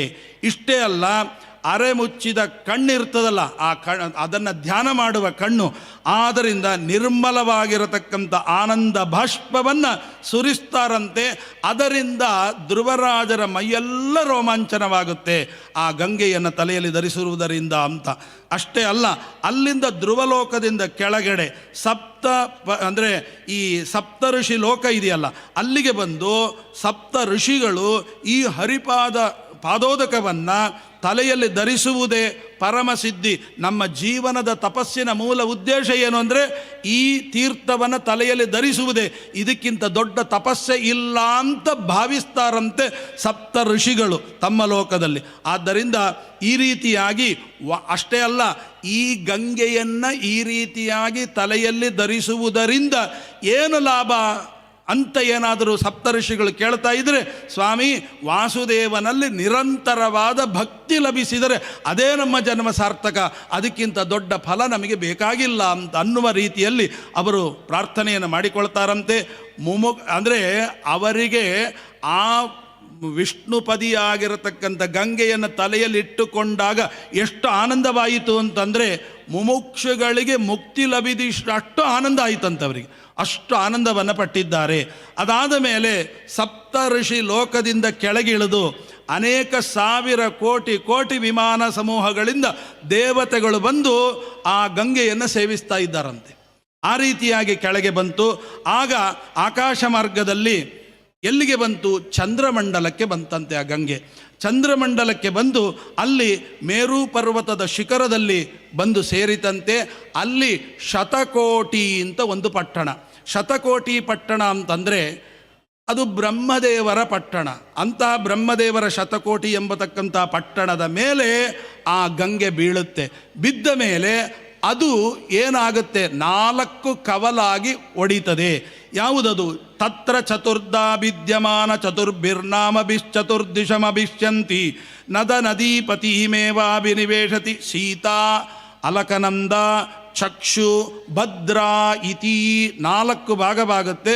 ಯಾವುದದು ಅಂತ ಕೇಳಿದಾಗ ಸೀತಾ ಅಲಕನಂದ ಚಕ್ಷು ಭದ್ರಾ ಅಂತ.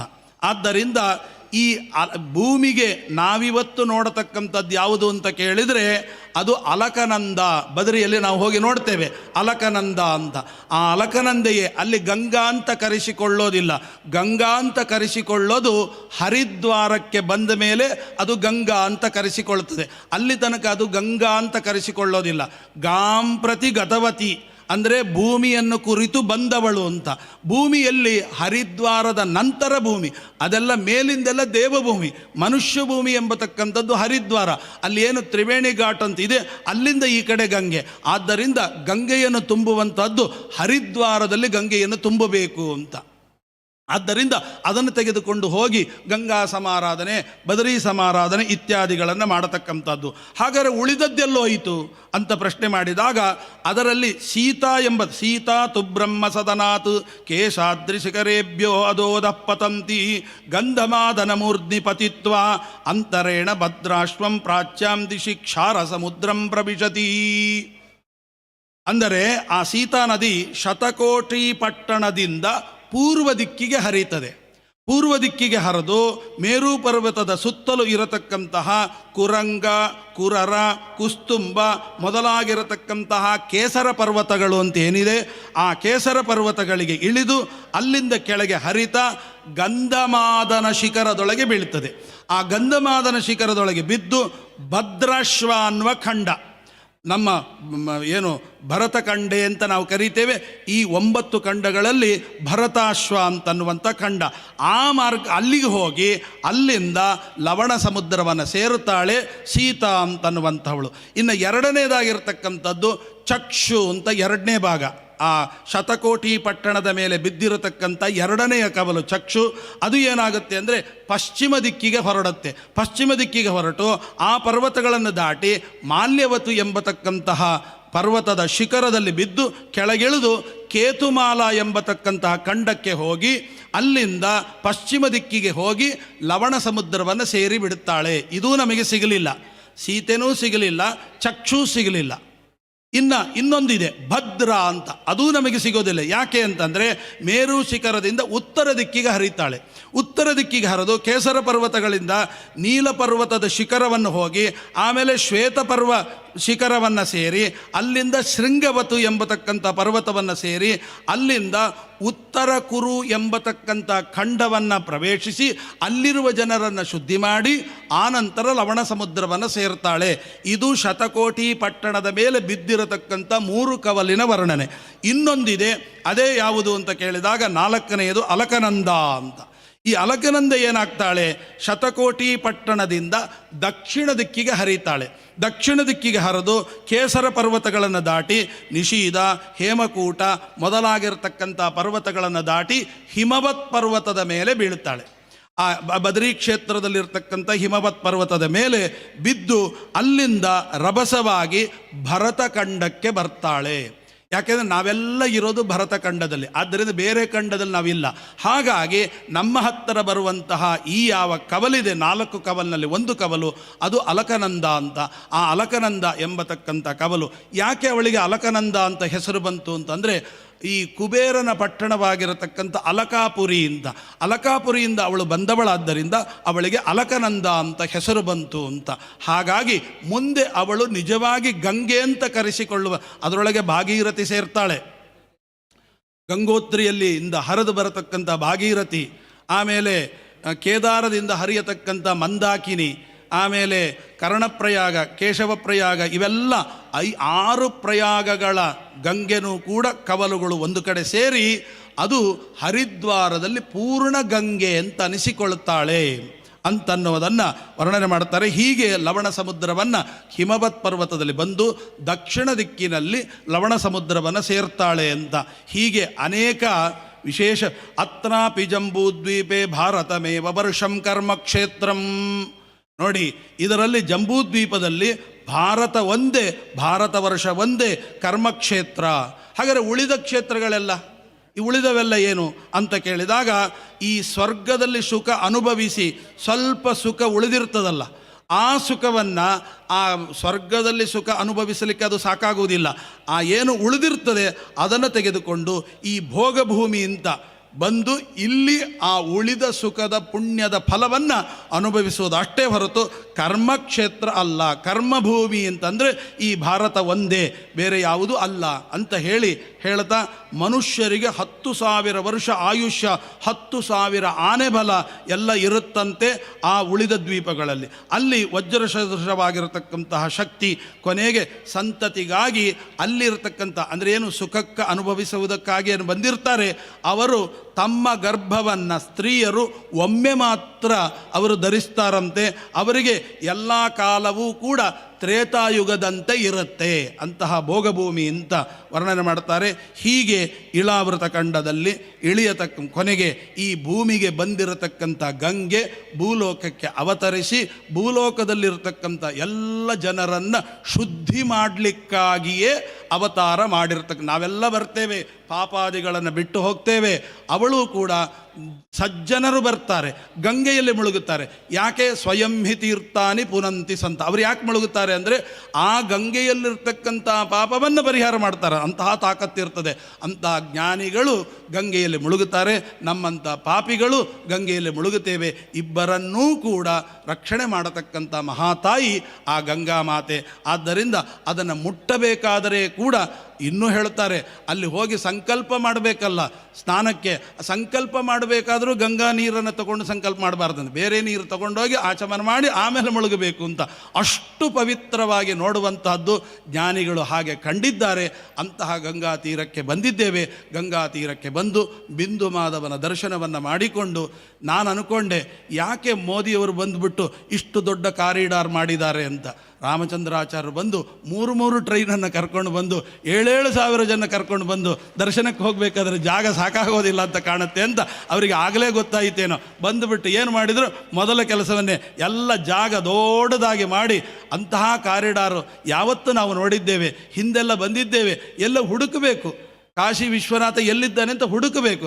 ಅಂತಹ ಇದು ಈಗ ನೋಡಿದರೆ ಇದು ನಾವು ನೋಡಿದ ವಿಶ್ವನಾಥನ ಅನ್ನುವ ಹಾಗೆ ಇಂತಹ ದೊಡ್ಡದಾಗಿರತಕ್ಕಂಥ ಜಾಗವನ್ನು ಅಕ್ರಮ ಮಾಡಿಕೊಂಡು ಹೇಗೆಲ್ಲ ಇನ್ನೂ ಒಂಚೂರಿದೆ, ಅದು ಕೂಡ ಬರುವ ಹತ್ತಿರದಲ್ಲೇ ಇದೆ.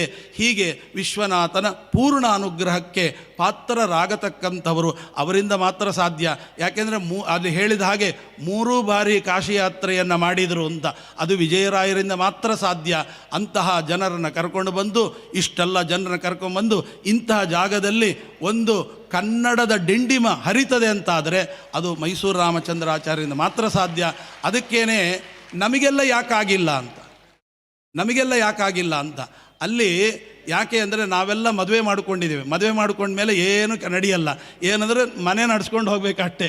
ಅದಕ್ಕೆ ಅವರು ಬುದ್ಧಿವಂತರು, ಮದುವೆನೇ ಮಾಡಿಕೊಳ್ಳದೆ ಈ ಕಾರ್ಯದಲ್ಲೇ ನಾನು ಇಷ್ಟೆಲ್ಲ ಜನರಿಂದ ಸಾಧನೆಯನ್ನು ಮಾಡಿಸಬೇಕು ಅಂತ ದೇವರು ಅವರಿಗೆ ಪ್ರೇರಣೆ ಮಾಡಿ ಆ ರೀತಿಯಾದಂಥ ಸೇವೆಯನ್ನು ಅಂದರೆ ನಿಮಗೆಲ್ಲರಿಗೂ ಒಂದು ಯಾತ್ರೆಯನ್ನು ಮಾಡಿಸಿದಾಗ ಒಂದು ಆನಂದ ಆಗುತ್ತಲ್ಲ, ಅವರಿಗೆ ಅದೇ ಊಟ. ಮೊನ್ನೆ ಯಾವತ್ತೂ ಊಟವೇ ಮಾಡಿಲ್ಲ, ಅದು ಯಾವಾಗ ಮಾಡ್ತಾರೋ ಏನೋ ಗೊತ್ತಿಲ್ಲ. ಊಟ ಮಾಡದೆ ನಾನು ಕೇಳಿದ್ದಕ್ಕೆ ಇಷ್ಟೆಲ್ಲ ಜನ ಊಟ ಮಾಡ್ತಾರಲ್ಲ, ಅದೇ ನನಗೆ ಹೊಟ್ಟೆ ತುಂಬಿ ಹೋಗಿದೆ ಅಂತ. ಈ ಥರ ಕರ್ಕೊಂಡು ಬರೋರನ್ನ ಎಲ್ಲಿ ನೋಡ್ತೀರಿ ನೀವು? ಅಂಥವ್ರು ನಮ್ಮಲ್ಲ ಕರ್ಕೊಂಬಂದು ಹೀಗೆ ಇನ್ನೂ ಹೆಚ್ಚಿನ ರೀತಿಯಲ್ಲಿ ಯಾತ್ರಾದಿಗಳನ್ನು ಮಾಡಿಸಲಿ. ಅಂತಹ ಆ ಮಹಾಸ್ವಾಮಿಗಳವರ ಪೂರ್ಣಾನುಗ್ರಹ ಅಲ್ಲಿ ಸುಬ್ರಹ್ಮಣ್ಯದಲ್ಲಿ ಅಲ್ಲಿ ಹೇಳಿದರು. ಯಾವತ್ತೂ ಮೈಸೂರು ರಾಮಚಂದ್ರಾಚಾರ್ಯ ಅಷ್ಟು ಹೆದರಿದ್ದ ನಾನು ನೋಡಿಲ್ಲ. ಆ ರೀತಿಯಾಗಿ ಹೆದರಿಬಿಟ್ರು. ಏನು ಅಂದರೆ ಕಣ್ಣೀರು ಹಾಕ್ಕೊಂಡು ಹೇಳಿದರು, ಇದೆಲ್ಲ ದೊಡ್ಡ ಕೆಲಸ ಕೈ ಹಾಕಿದ್ದೇನೆ, ಇದು ನಿಮ್ಮ ಮಂತ್ರಾಕ್ಷತೆ ಬಲ ಇದ್ದರೆ ಮಾತ್ರ ಆಗುತ್ತೆ, ಇಲ್ಲದ್ರೆ ಆಗಲ್ಲ ಅಂತ. ಆಗ ಮಹಾಸ್ವಾಮಿಗಳವರು ಹೇಳಿದರು, ಖಂಡಿತವಾಗಿಯೂ ಎಷ್ಟು ವೈಭವೋಪೇತವಾಗಿ ಆಗುತ್ತೆ ಅಂದರೆ ನೀವು ಕಲ್ಪನೆ ಮಾಡಲಿಕ್ಕೆ ಸಾಧ್ಯ ಇಲ್ಲ, ಅಷ್ಟು ಚೆನ್ನಾಗಿ ಆಗುತ್ತೆ ಅಂತ ಮಂತ್ರಾಕ್ಷತೆ ಕೊಟ್ಟರು. ಅದರ ಪ್ರಭಾವ ಇಲ್ದಿದ್ದರೆ ಇಷ್ಟೆಲ್ಲ ನಡೀಲಿಕ್ಕೆ ಸಾಧ್ಯ ಇಲ್ಲ. ಮಹಾಸ್ವಾಮಿಗಳವರು ಜೊತೆಗಿದ್ದುಕೊಂಡು ಅವರಿಂದ ಪ್ರತಿ ವರ್ಷ ಇಂತಹ ಕೆಲಸವನ್ನು ಮಾಡಿಸ್ತಾರೆ. ನಾವೆಲ್ಲ ಭಾಗಿಗಳಾಗಿ ಆಗಲೇ ಹೇಳಿದ ಹಾಗೆ ಅವರು ಕೊಟ್ಟದ್ದು ನಮಗೆಲ್ಲ ಒಂದು ಬೀಜ. ಅದನ್ನು ಮನೆಗೆ ಹೋಗಿ ನಮ್ಮ ಮಕ್ಕಳಿಗೆ ಮೊಮ್ಮಕ್ಕಳಿಗೆಲ್ಲ ಹೇಳಿ ಅದನ್ನು ಅಭಿವೃದ್ಧಿ ಮಾಡಿ ಹೆಮ್ಮರವಾಗಿ ಮಾಡಿ ಫಲಗಳನ್ನು ಪಟ್ಟರೆ ಮಾತ್ರ ಅದು ಸಾರ್ಥಕವಾಗುತ್ತೆ. ಇಷ್ಟೆಲ್ಲ ಶ್ರಮ ಪಟ್ಟದ್ದು ಸಾರ್ಥಕ ಆಗೋದೇ ಆವಾಗ. ಹಾಗಾಗಿ ನಾವೆಲ್ಲರೂ ಕೂಡ ನಾವು ಮನೆಗೆ ಹೋಗಿ ಇದನ್ನು ಎಲ್ಲ ಕಡೆ ಹಂಚೋಣ. ಹಂಚಿ ಇನ್ನಷ್ಟು ಧರ್ಮದ ಜಾಗೃತಿಯನ್ನು ಮಾಡಿದಾಗ ಈ ಒಂದು ಕಾರ್ಯಕ್ರಮ ಸಾರ್ಥಕ ಅನ್ನಿಸ್ತದೆ ಅಂತ ಹೇಳಿ ಶ್ರೀಕೃಷ್ಣಾರ್ಪಣಮಸ್ತು.